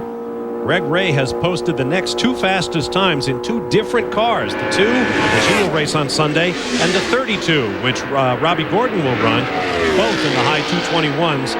A total of 11 cars above 220 miles an hour. And for the first time in IRL history, the entire 33-car field for Sunday's Indianapolis 500-mile race qualified at a 4-lap average of better than 220 miles an hour. 5 miles an hour in speed. Average speed over 4 laps covers the entire 33-car grid. It is very, very close. Yes, it's going to be one good race on Sunday. A lot of guys are running equal. Some will show better. Some in the back will get it together, and it ought to be really exciting, I think. Very close. Dramatic look at Scott Sharp flashing along the start-finish straightaway at speed. Slight lift down there in 1. He's got very much the same steering input. Maybe not quite. You see it joggle his hands there. Hit a little bump in the track or something that now he's talking on the radio. That's what he's reached up with his left thumb and pushed the button to say, hey, guys, this thing's pretty good.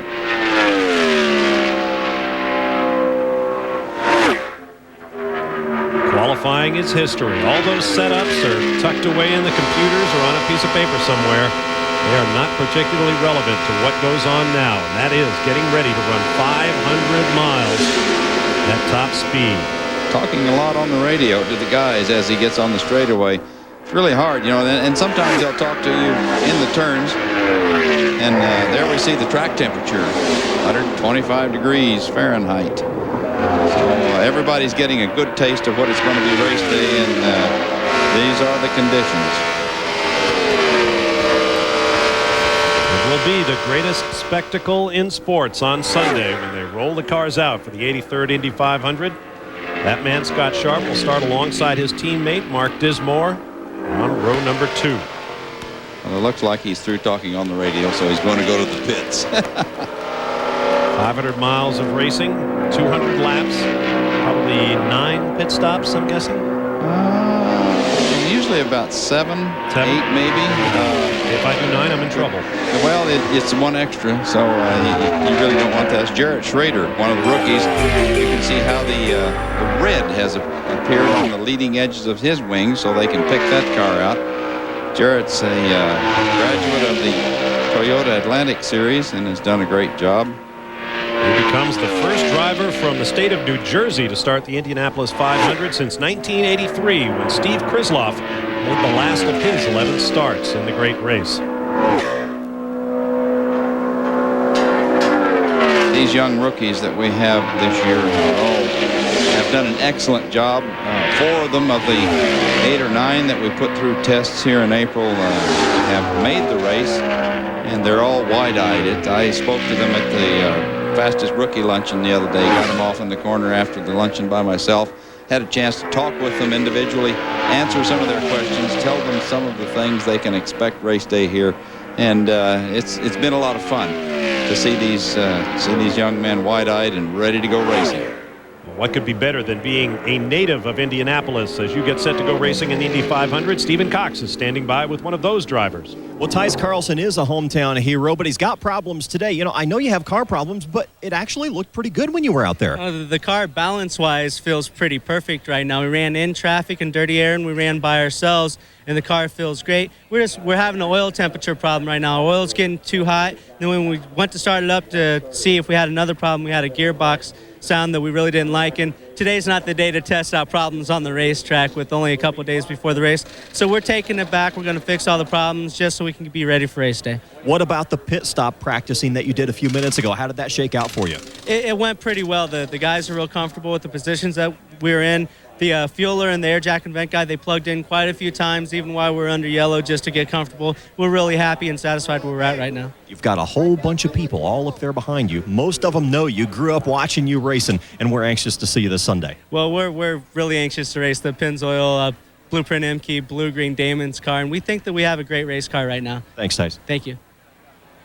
Tice Carlson may have a few sleepless nights between now and Sunday as he gets set to go run the Indianapolis 500. All 33 cars have now turned at least one lap. Jack Miller is the slowest of the group at an average of 203 miles an hour, which may not necessarily show that they're having problems, Johnny.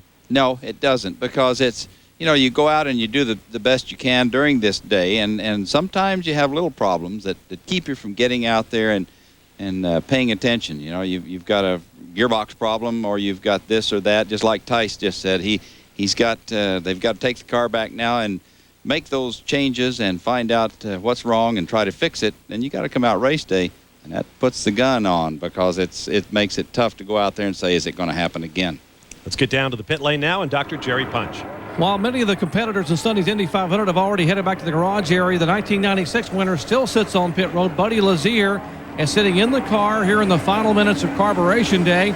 And the crew chief, Dennis LaCava and company, are back here making a significant adjustment. They continue to work on the back of the car here in the wing area beneath the rear of the car. And they're trying to get it all fine-tuned down in here. And Dennis LaCava trying to make sure that everything is set exactly as it should be in the middle where the rear wing mounts up. He's working with some of the crew members here, trying to get this car dialed in, make some final adjustments. While you're working, Dennis, let me ask you, you guys are still dialing it in a little bit? Yes, sir, we are. We're just trying to get the car balanced so that Buddy will feel good with the come Sunday. How much have you had to change here in carburation day? You guys have worked pretty hard. Yeah, but it's all very little stuff. It's just tweaking the car, just tweaking it. Now, what are you adjusting here beneath the rear wing at where you're mounting back together? We're just changing a little wing angle, that's all. All right. Anticipating it to be very warm and sticky on race day? Yes, we are. All right, Dennis LaCava working to get this wing back together. And his driver, Buddy Lazier, sits in the car. A very warm cockpit is now. We're pushing 85 degrees here with track temperatures over 126. Bob? Well, Buddy Lazier has the patience to endure it all. It took him a long time to get to Indianapolis, and then he won the race. He has been a front runner ever since. So patience pays off in 500-mile races, especially the one here at Indianapolis. We'll be back.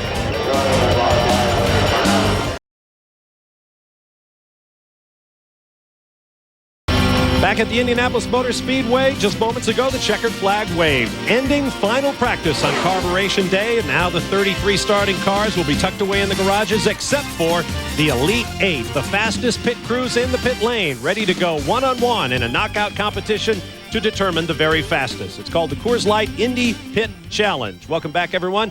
I'm Bob Varsha, along with Johnny Rutherford. Johnny, practice is over. The drivers have had their time to shine. Now it's time for the pit crews. You've got it. The time for the pit crews. This is the opportunity for them to go into competition against one another and find the best. And it's the elite teams, the teams in the front row, the ones that have earned their way into this competition. And it's a lot of fun. I won this thing many years ago, twice, 2 years running with the McLaren team. and we had a lot of fun, and it's a great prestige for the teams. They get a chance to stand up and crow a little bit and say, we're the best. No question about it. There's also a purse of $80,000 at stake, which includes a $5,000 donation to charity, one of many donations that happened during the 2 weeks leading up to the Indianapolis 500. Here are the rules. 6 crewmen allowed over the wall when the car comes in. They must change all 4 tires, simulate refueling for a minimum of 5 seconds. The clocks start when the car enters the pit box. They stop when the car leaves, but all personnel and equipment must remain in the pit box. Fastest time wins. But if you make a mistake, and there are plenty of ways to do that in a green flag pit situation. For example, crew or equipment out of the box, tires not laid flat. The worst thing you can do, short of stalling the car, is running over an air hose or maybe not getting those wheel lug nuts secure. For all of those, there are penalties. Once again, it is single elimination as we go pair by pair to the championship final round. Let's go down to Dr. Jerry Punch in the pit lane. And I am with Brian Barnhart, the Director of Racing Operations for the Pep Boys Indy Racing League. And Brian, 8 teams qualifying by different routes to get here, but it is single elimination and a blind draw as to where you are in the starting grid. How do you determine lane choice? In the first round, lane choice is determined by the blind draw. The odd numbers in the blind draw were given lane choice. So whoever drew 1, 3, 5, and 7 has lane choice in the first round. That's going to be the Kenny Brack car, the Billy Boat car, Scott Sharp, and Davey Hamilton. Now, we mentioned a moment ago there are 6 men allowed over the wall, 4 tires changed, a simulated fueling for 5 seconds. The pit stop we're going to see right now will differ from the pit stop on race day in how? Well, on race day, the equipment and the personnel are already in place as the car comes down the pits. Here, we don't let anybody cross the wall, nor do they have any equipment laid out in the pits. They have to carry their equipment out into the pits, and they cannot move until the car comes to a stop. All right, and basically you'll have these guys go on a flagman signal. They will fire into the box. You have 2 different ways of timing them, the in-ground signal as well as a photoelectric cell, so you got backup timing. Yeah, we've got a couple of different ways, and we make sure they have a drive-in time and drive-out time, plus after the car comes to a stop and the guys jump over the wall, simulate a fuel hookup and change all 4 tires. They can't push the car out of the pits. They have to keep their equipment within the pit box, so there's some time penalties that could be added, but that's how the competition is different from a race day deal, and it usually adds some pretty good excitement for the fans. It sounds exciting, Brian. We're looking forward to it. We'll get ready to go. Let's go upstairs and take a look at our pairings here for the 8 cars. All right, thank you very much, Dr. Jerry. In the first round, Kenny Brack's crew for A.J. Foyt's power team will take on Jimmy Kite and his McCormick Motorsports boys. Billy Boat from A.J. Foyt Racing will take on Greg Ray and the Menards team. Scott Sharp from the Delphi Automotive car and the Kelly Racing Group will take on Ari Lyondike's Tread Ray Racing boys. And Davey Hamilton, for longtime dominators of this championship, Gallus Racing, will meet the Panther Racing crew, the defending champions, with Scott Goodyear at the controls.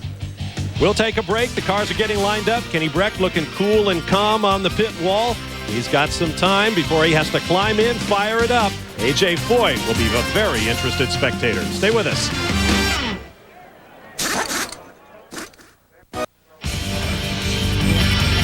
Welcome back to the Indianapolis Motor Speedway, where our first pairing is set for the Coors Light Indy Pit Stop Challenge. First, here's a program note.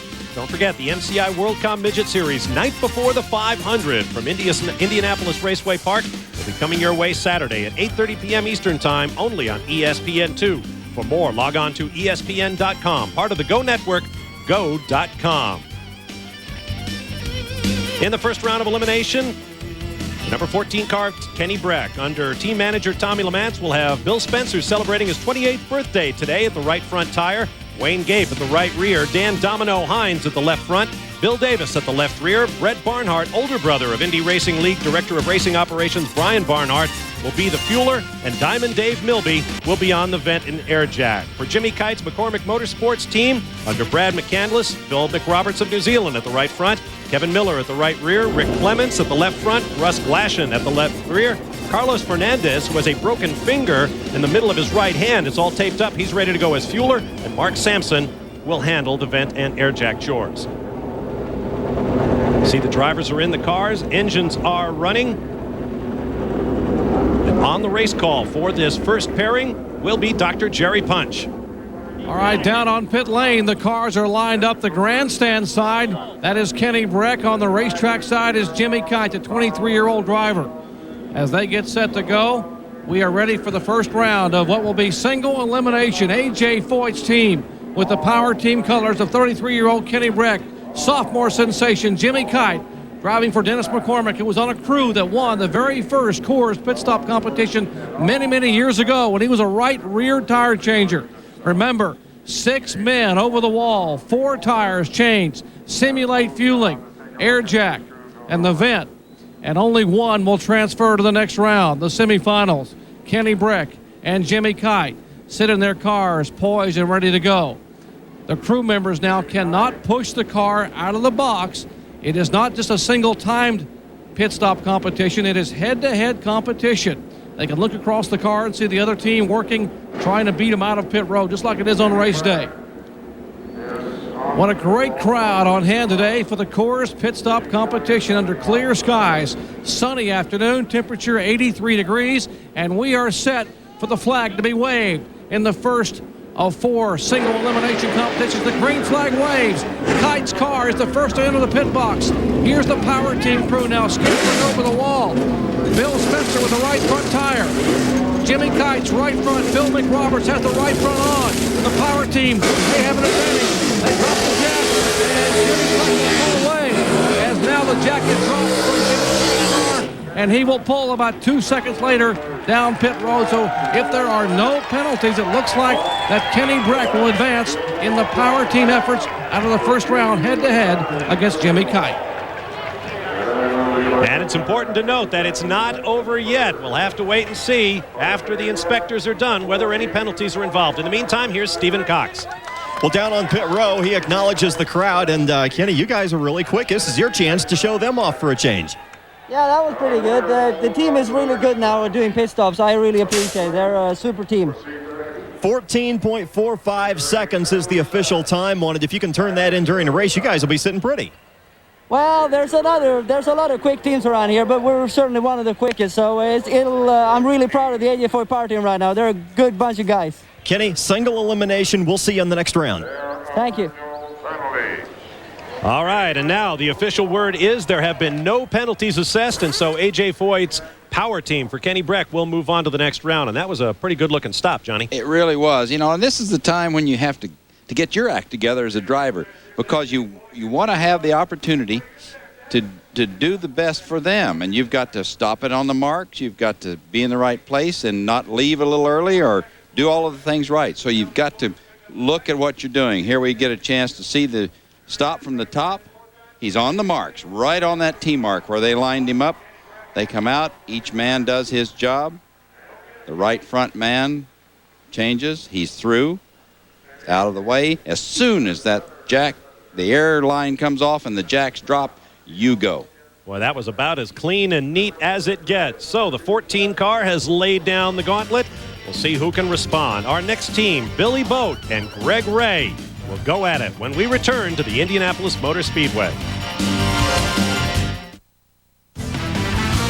Welcome back to the Indianapolis Motor Speedway. Carburation Day is done, and we are in the first round of eliminations in the Coors Light Indy Pit Stop Challenge. I'm Bob Barshall, along with Johnny Rutherford, Stephen Cox, and Dr. Jerry Punch.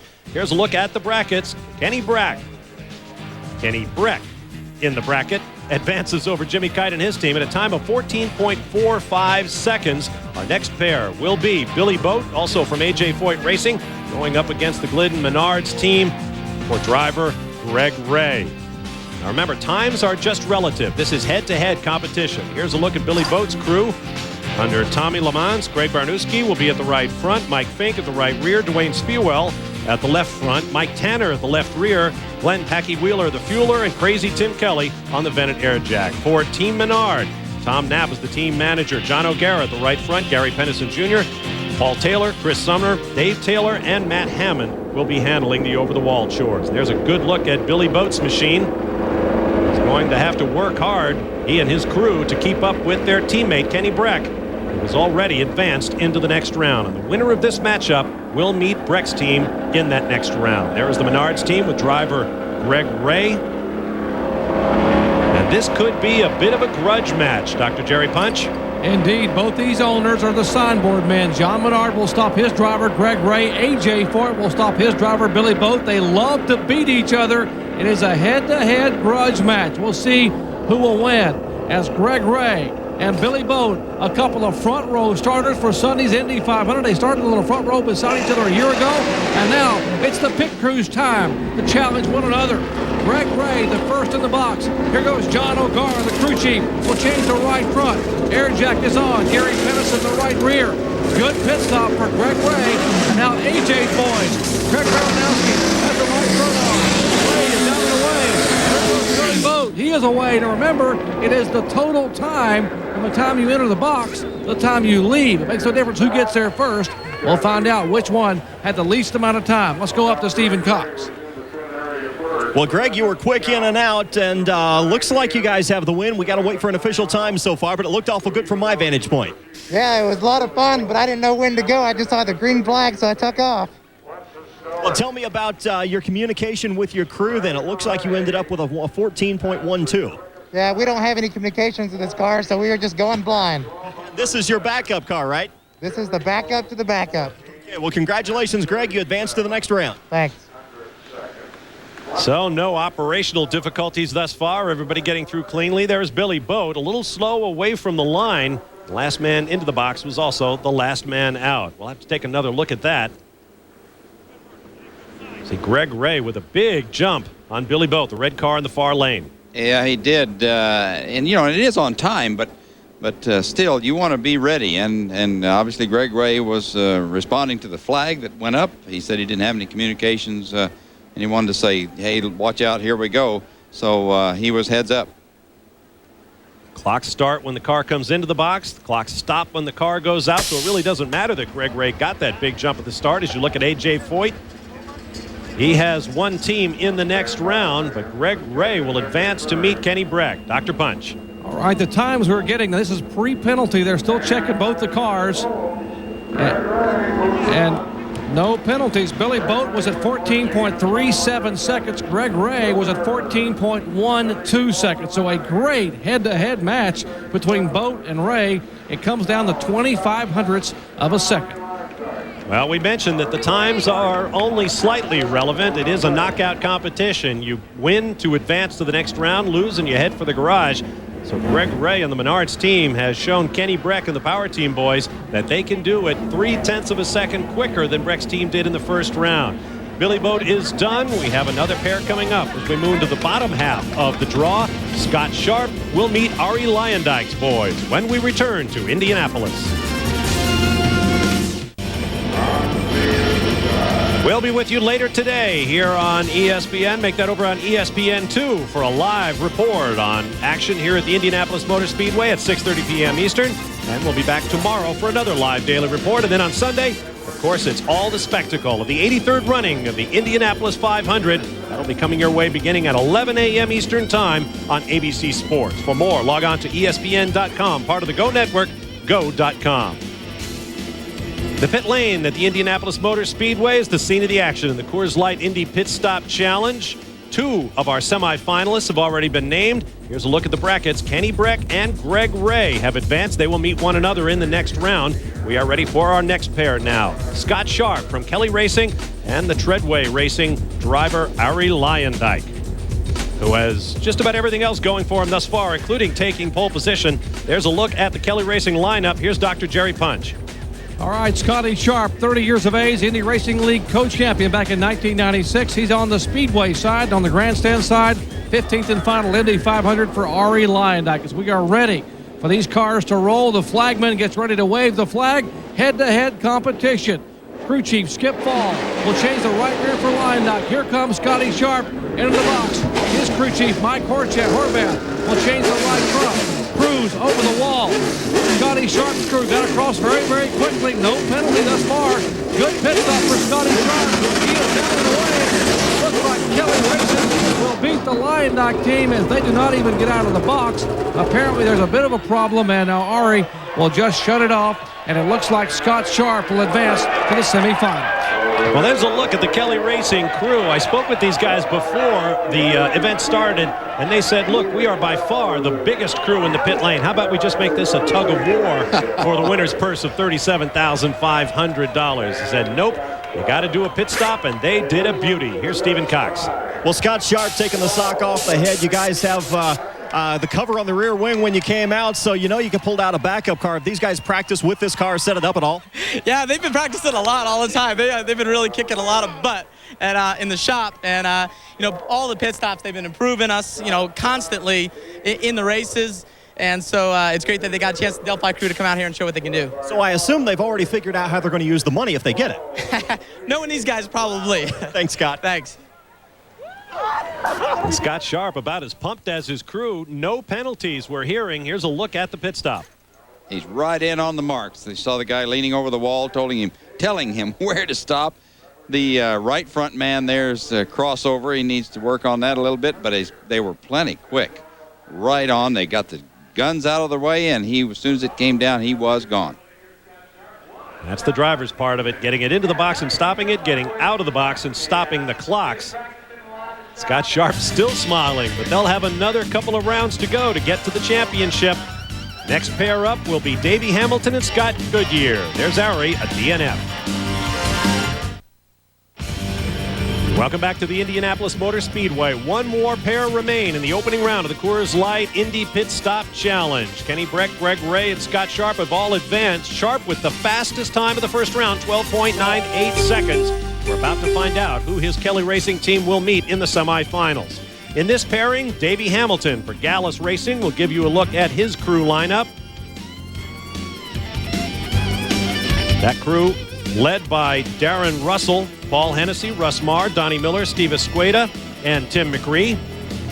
On the opposite side of the bracket, Scott Goodyear and the Panther team, who have tested 50 simulated pit stops a day over the last 7 days under Kevin Blanche, Bobby Grubbs, Keith Jones, Chris Welch, Tim Howat, and Steve Nemisnak. Let's go down to Dr. Jerry Punch. And a bit of a personnel change for Davey Hamilton. His crew chief, Darren Russell, who changes the right front tire on race day because he is left-handed, and you have to carry the tire in this competition in his left hand. He would have to set the tire down and put the air gun in his left hand. That would cost him valuable seconds.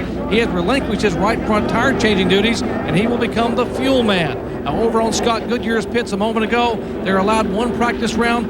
Kevin Blanche, the right front tire changer and crew chief, had an air gun problem on their practice. Fortunately, it was in the practice and not in the real thing. Scott Goodyear's crew, they won this competition a year ago with a blistering time of 12.04 seconds. Remember, the record is Danny Sullivan's at 11.742. Back in 1985, driving for Roger Penske. As we are set for the competition, we are ready for the green flag, so for the cars to come down. Davey Hamilton driving for Gallus, Rick Gallus Racing. He will start 11th on race day, and Scott Goodyear is 9th Indy 500. He will start from 9th spot in 1999. The numerology possibly favoring Scott Goodyear. The Pennzoil teams now getting ready further up pit road as they get these cars dialed in. And remember, these have to be IRL certified cars that were past inspection for the month of May. The cars that are on the racetrack, and Hamilton's car has yet to fire. They're trying to get his car fired, the car number 9. That is a Dallara. With the Spinal Conquest sponsorship, great human interest story, and now his car is fired. So we are ready for the final first round competition to determine who will meet Scott Sharp in the semifinals. Sharp's time of 12.98 seconds, the quickest thus far of the 3 winners that have been Greg Ray, Kenny Breck, and of course Scotty Sharp. Will it be Hamilton? Will it be Scott Goodyear? Goodyear, the defending champion of the Coors Pit Stop competition, as we await the wave of the flag. And now Brian Barnhart says, wave the green, here they come. Hamilton, the first to enter the pit box on the grandstand side. The crew now, Paul Hennessy to the right front. Steve Esqueda to the left rear going on. Great pit work, and Goodyear's team lightning quick. And a problem for Goodyear, and it looks like there may be an upset in the making as Davey Hamilton's Gallus Green pulls away first. Boy, no question about it, Dr. Punch. It looked like maybe Scott Goodyear had a little trouble getting the car moving out of the box. We'll have to wait for the clocks. And, of course, the post-competition inspection as you look at one of the team co-owners at Panther Racing, John Barnes. And it is now official. Davey Hamilton and Gallus Racing at the fastest time of the first round, 12.70 seconds. Let's get down to Stephen Cox. Well, congratulations, Davey. This is your chance to kind of reverse the limelight and tell us about your crew. You know, they had to be good just to get here, let alone win. Yeah, I tell you what, it's been a tough year really for us so far, just getting a sponsorship. But these Gallus guys are awesome. They gave me a great race car for Sunday, I think, and they're showing their stuff today. And one of the quick times of the day as well, 12 seconds flat. Yeah, that's great. You know, we want to continue on. These guys are awesome. We won the last pit stop competition in Vegas and just trying to carry it on, but there's some tough guys we have to run against yet. See you in the next round. Thanks. Kevin Blanche, you guys won it a year ago. Looked like you had a little trouble leaving. What was the problem? I don't know. It looked like the car just hit the ground and sat there and spun, so maybe we guessed the wrong gear. But you guys have had a great run in this Coors pit stop competition, and still your time was 13.0 seconds, 13 flat. That's a pretty doggone good time. Yeah, it's a good time, just not good enough today to do what we needed to do. All right, Kevin Blanche, disappointed, but knowing that they had a great pit stop, he would have won probably the first 2 rounds in the initial competition here with that time, but not good enough to beat the quick time of Davey Hamilton, 12.7 seconds. Well, you think these guys don't care? You just saw Scott Goodyear come up to Kevin Blanche and crew members to talk about what happened. Here's another look. That's Davey Hamilton on the right. It looks like the Panther team on the left actually got the service done quicker.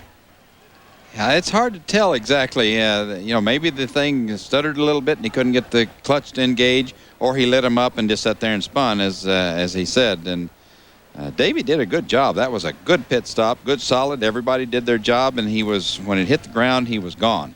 And that's the way you've got to do it.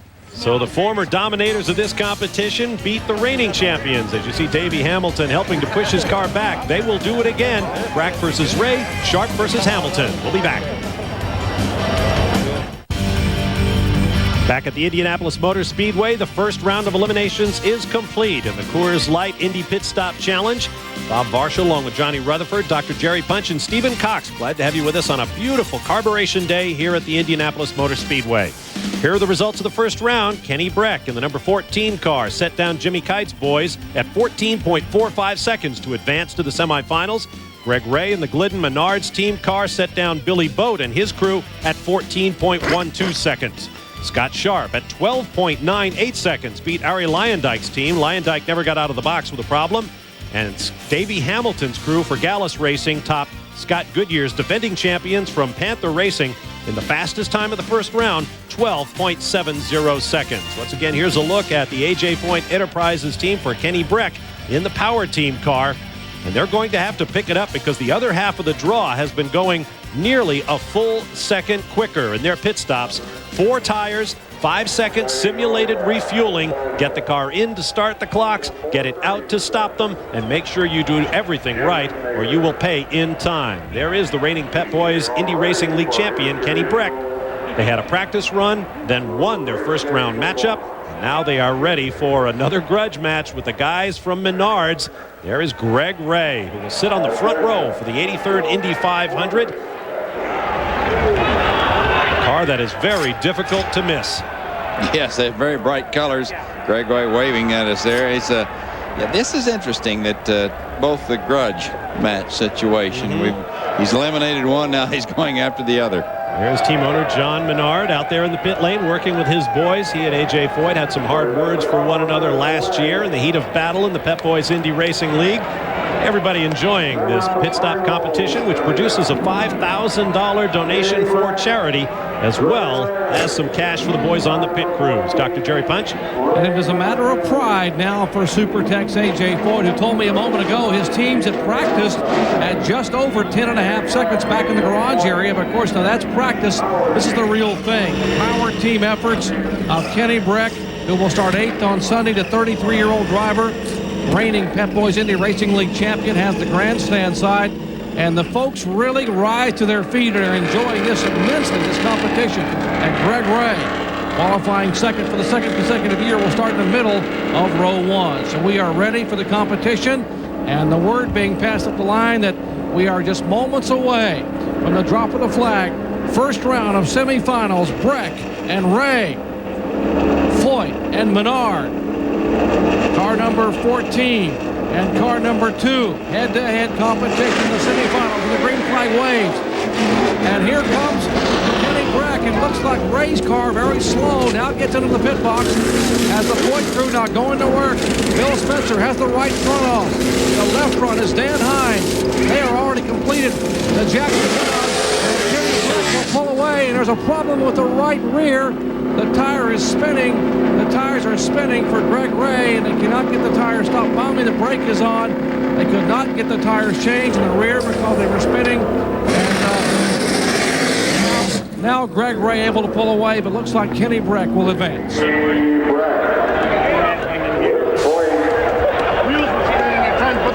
Sounding like a Nitro funny car as he left the box there. Greg Ray. I was about to mention that there seem to be different techniques as to whether you come into the box quickly or slowly. Of course, all that matters is when you start the timers coming in and stop them going out. There you see Greg Ray pulling off the gloves.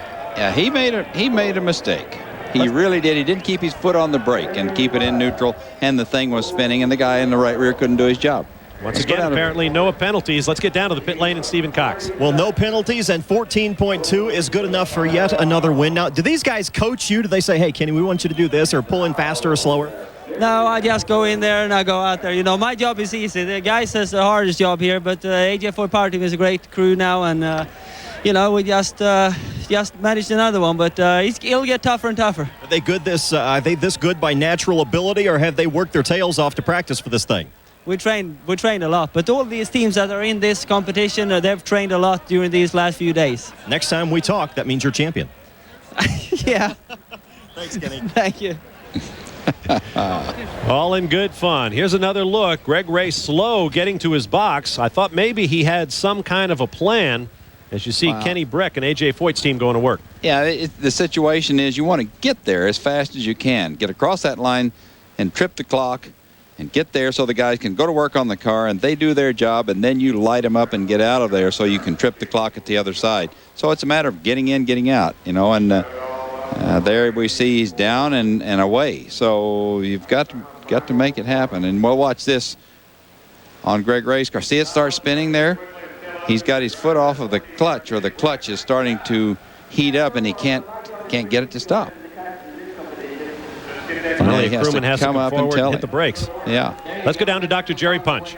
Well, Greg, it looks like your problems began at the very early part of the run. The car almost stalled leaving. Well, yeah, I had my foot flat in the throttle, and the car took off great. Then it stopped, and I actually pushed in the clutch and refired it, just rolling in. And then we came in. The pit stop was going pretty good, and they were just about to drop me, and I took my foot off the brake. It was already in gear, and the wheel started spinning, and so they obviously can't tighten up the wheel when the wheel's spinning. So it's unfortunate for the Glidden Team Menard, but that's a lot of fun.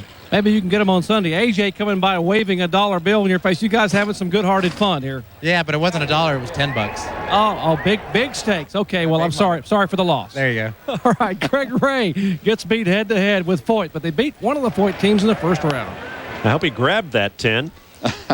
A.J. Foyt's team could be in for some serious money before the day is out here in the Coors Light Indy Pit Stop Challenge. Kenny Breck has advanced. We'll see who he will meet shortly. Stay with us. Back on a beautiful day with a huge crowd on hand as we continue with the semifinal round of the Coors Light Indy Pit Stop Challenge. We've seen some amazing crew work and some bad breaks. We have one half of our championship final round set. Kenny Breck will be there with A.J. Foyt's team. Now we will find out who they will meet as Scott Sharp and Davey Hamilton go wheel to wheel with their crews. And once again, this was the faster half of the bracket. Both teams done at 12.98 and 12.70 seconds respectively for Sharp's crew and Hamilton's crew. So if they can just keep that pace up, they will really throw down a challenge for Kenny Breck's crew, because they haven't gone any quicker than 14.20 seconds thus far. This really looks like a great matchup. You know, Hamilton is up for it. So is Sharp. They think they've got the best teams, and the teams think they're the best. So what more could you have for a good shootout? And it's going to be hard to pick the guy on this one. As Dr. Jerry Punch mentioned earlier, the record was set in 1985, 11.742 seconds by the Penske Racing crew for driver Danny Sullivan. If one of these teams, or one of the teams in the final, can beat that time, there are thousands of dollars in bonus money available to them. Notice Scott Sharp's steering wheel going into position. It's not a full circular wheel. It's the kind of semicircular yoke almost that we see in Formula One, for example. Davey Hamilton's car getting fired up. They had trouble starting that in the first run. Still running the starter, trying to get the thing to light. Or either there they go. Now they've gotten the command, so that was the reason. Kelly Racing Crew versus Gallus Racing Crew. Dr. Jerry Punch is standing by. All right, 30-year-old Scotty Sharp will start 6th on Sunday, driving for Tom Kelly. And across from him, Davey Hamilton. Remember we told you their crew chief normally changes the right front tire, and they made a change for this competition and set a blistering pace in the first run of 12.7 seconds. They want to consider making that change permanent for race day. Crew chief Darren Russell doing the fueling instead of the right front tire. So we are getting set. The cars are firing. And Brian Barnhart, the Director of Racing Operations, getting ready to give the signal to wave the green flag in the second and final of the semifinal rounds. The two fastest in first round competition. Sharp on the racetrack side. Hamilton on the grandstand side. What a crowd on their feet for Coors Pit Stop competition. One of these two and only one will pass on to the finals to meet Kenny Breck for the lion's share of an $80,000 purse here at Indianapolis Motor Speedway. As the time now approaching for this semifinal round. And they finally have gotten Davey Hamilton's car fired. Both crews are ready and the green flag waves. And almost simultaneously they hit the pit box. Hamilton's crew comes across. Paul Hennessy the right front. The left front is Donnie Miller. Here is Scotty Sharp's crew chief Mike Horvath the right front. And Hamilton's car is down and away. Sharp's car is away. Remember, it's the least total time. Sharp may have been a little bit later entering the box. We'll try to find the least total time minus the penalties, and we'll see exactly who was the quicker of the two. Well, Jerry, just eyeballing it from up here, I would have to say that the Gallus Racing Crew, who have won this competition on many occasions, were quickest. And yes, officially, that's what it is. Davey Hamilton and the Gallus Crew at 12.49 seconds, the quickest time of the competition thus far. Down to Stephen Cox. And you guys just set fast time at 12.49. These got to be happy. You're already getting backslaps for your teammate. Yeah, these guys are so incredible. And they work hard at this, and pit stops means a lot in a race. And, hopefully this is just the start of a good thing. Thanks, guys. And, we're very happy, and hopefully this final Conquest Gallus car go one more round now. Well, now you have to worry about penalties. Those can be real killers, but so far you've avoided them. Yeah, it's pretty interesting right now. Brack used to drive this car, and I used to drive that car Braxton, so we'll see what happens now. Thank you. Ooh, another grudge match going on down there. It never ends. I hadn't thought about that one. Here we see them coming in, and Davey is on the marks, off a little bit to the side, but the guys make up for it, come out, start the job of changing the tires, and the fueler was on for his 5 seconds, and Davey's waiting. I suppose the closer you can get to that pit wall without crimping the space that your guys need to change the tire, the easier you make it for them to get to their positions. Boy, oh boy, the Gallus Racing Crew is putting up some numbers here. Dr. Jerry Punch. Well, Scotty Sharp, 2 pit stops, 12.98 and 13.51. Neither one anything to be ashamed of. No, the Delphi guys did great. Actually, I think it was my fault. I didn't quite have it in gear, and I pulled my foot off the brake to keep the motor revved up to put it back into gear with the left foot on the clutch. And when I did that little bit, the wheels turned a little bit for the guys, and they had to wait that little bit extra second. Let's show the folks at home the replay once again of you coming in. Now, when you take your foot off the brake and put it on the clutch, the wheels will begin to turn a little bit, which makes it a little more difficult to be able to get the wheel nuts on and off. Exactly. The wheel nuts or the hubs really need to be stopped so the guys can slide the tire out and start to screw in the nut. And since I was spinning them, it was turning, it wouldn't catch, and probably that extra second or half a second. Well, just save your best work for race day. Good luck on Sunday. That's true. I'm real happy with the Delphi guys. They've been practicing, and they did good. All right, Scotty Sharp beaten out by an eyelash in the semifinals, and Davey Hamilton will advance to the final round. Well, Davey Hamilton will meet Kenny Breck, and A.J. Foyt's team is going to have to step it up. They went 14.20 seconds. The Gallus Crew, 12.49. Stand by for the championship final from Indy. Back at the Indianapolis Motor Speedway, it is finals time in the Coors Light Indy Pit Challenge. A.J. Foyt's power team for Kenny Breck, and Gallus Racing in the Spinal Conquest car for Davey Hamilton. And on paper, This looks like a bit of a mismatch. Hamilton's crew has done 12.49 seconds. Breck's crew, 14.20 is their best. The winning crew will take home $37,500 to split between them. Second place, $12,500. And don't you know that every member of each crew knows that? As we take a look at Davey Hamilton's car, Johnny Rutherford. Yes, you know they do. They're set on, ready, rocking on, go, as they say. And of course, the first prize is up, but this is more the bragging rights of who won the pit stop competition. Gallus Racing are 5-time winners of this event, and nothing would please them more than to pick up a 6th now at the expense of the legendary A.J. Foyt and his crew for the reigning Pip Boys IRL champion, Kenny Breck.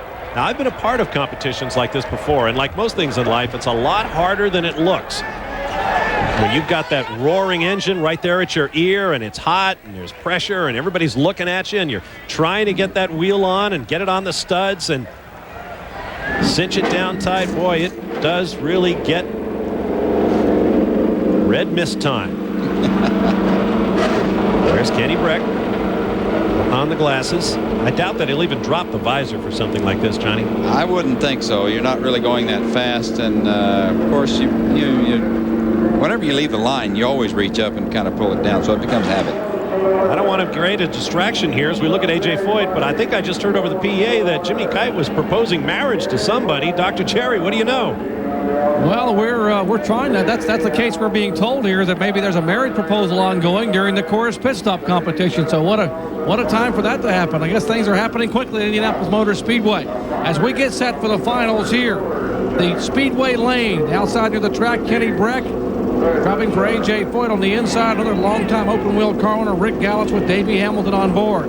As we are set for the final round, the lion's share of $80,000 up for grabs, and the word now being given by Brian Barnhart for the green flag. The finals, $37,500. The winner, head-to-head competition. Foyt and Breck in the outside lane for the Speedway. Gallus and Hamilton on the inside. And here they entered simultaneously. What a competition across the wall. Paul Hennessy with the right front for Davey Hamilton. Likewise, good work. Bill Spencer, the right front for Kenny Breck. And they begin to celebrate in the Gallus pit crew.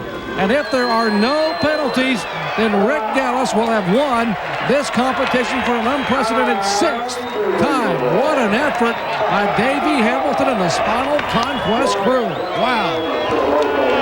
And I've got to believe that Davey Hamilton knew something. He consistently pulled up just to the left of his mark, giving his guys that extra millisecond to get to their positions.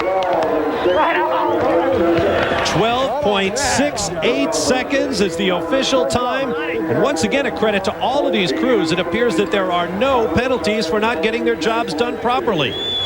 What a performance by Gallus Racing. And the 6 men over the wall for Davey Hamilton. Here's Stephen Cox. Well, congratulations, Davey. I have to ask you, what does it feel like? What kind of a confidence boost does it give to you to know that you are with a 6-time Coors Light Championship team? Well, I have confidence going into Sunday that we're not going to make any mistakes in the pits, and I'm going to have the fastest pit stops, and that's a big deal. It's a lot easier to pass cars in these pits from a fast pit stop than out on that racetrack going 220 miles an hour. So this Gallus team is awesome, and I want to thank Spinal Conquest, Goodyear, Dallara, Speedway Motors, Oldsmobile, and everybody that's behind us, and we're going to go get them on race day now. And think about the morale boost alone that your crew has now taking you into this weekend. Yeah, this is great. This is a nice little check for the guys, a little bonus. They've been working so hard, and this team just got put together, right before Indy, so very fortunate just to be here. We had no testing coming in, and these guys came right to life when it counts, and hopefully Sunday we can do the same thing. So is this prize money designated for the team? Absolutely, man. This they earned it all. I was just sitting there having a good time and hoping they were fast, so it's all theirs. Thanks, Davey. Thank you. Well, they all come from Albuquerque, New Mexico. They've all been with Gallus Racing for years, and they really performed right here, Johnny. They really do. You can see him right on the mark, just as you said, a little to the left so he gets closer. They don't have as far to come out to the car. They get on their jobs, left rear's off. Right front, everybody's ready. They did their fuel timing. The guy stands up, says, "We're through, we're ready," and he goes. As soon as it hits the ground off of the air jacks. Let's go to Dr. Jerry Punch. Well, Kenny Breck getting unhooked up here, and Kenny, you guys finished 2-1 in the competition, 1-2, and lost the final, but a pretty consistent effort. Yeah, it was. It was the wrong one to lose, you know. But the 84 Power Team guys, they did a great job, and I'm happy with it. We had a good run. Let's take a look at the replay of your crew, guys, coming across the wall. Bill Spencer, the right front. Dan Hines, the left front. They had a pretty good pit stop, 14.56 seconds. Were there any problems at all during the stop? From what I heard, my right rear tire man lost his air hose in the end there, but that was it. Otherwise, no problems. So that would have been Wayne Gape had a little problem with the right rear, but still a pretty consistent stop as we watched your car come to a stop, and they changed the 4 tires. You had a 14.45, a 14.2, and a 14.56 second stop. 3 consistent stops. If you do that on Sunday, you're going to have a shot at winning the big one. Yeah, I think we have a great crew, as I said, and I think we have everything in place to have a good shot at it at least. Hey, good luck to you. Good luck. Thank you, and I want to say congratulations to Gallus, too. They did a fantastic job. They're real good. Indeed. You know, no sore losers here. He's very, very proud of the team that beat him today. Kenny Breck, the Swede, with speed. And here is the reaction by the winning crew. Darren Dogwood Russell, Paul Hennessy, Russ Marr, Donnie Donman Miller, Steve Dracasqueta, and Tim McRee, the winners of the Coors Light Indy Pit Stop Challenge here at the Indianapolis Motor Speedway. And with that, everything is concluded, but the point of the whole exercise, the running of the 83rd Indianapolis 500. Congratulations to Gallus Racing. See what they can do on Sunday. Coming up next on ESPN, NBA Finals Films, the 1993 three-peat of the Chicago Bulls. So stand by for that. We'll have a live Indy update at 6:30 Eastern Time on ESPN2 later in the day. I'm Bob Varsha for Johnny Rutherford, Dr. Jerry Punch, and Stephen Cox. Thanks for being with us for Carb Day at the Indianapolis Motor Speedway. This has been a presentation of ESPN, the worldwide leader in sports. For more, log on to ESPN.com, part of the Go Network, go.com. So long, everyone.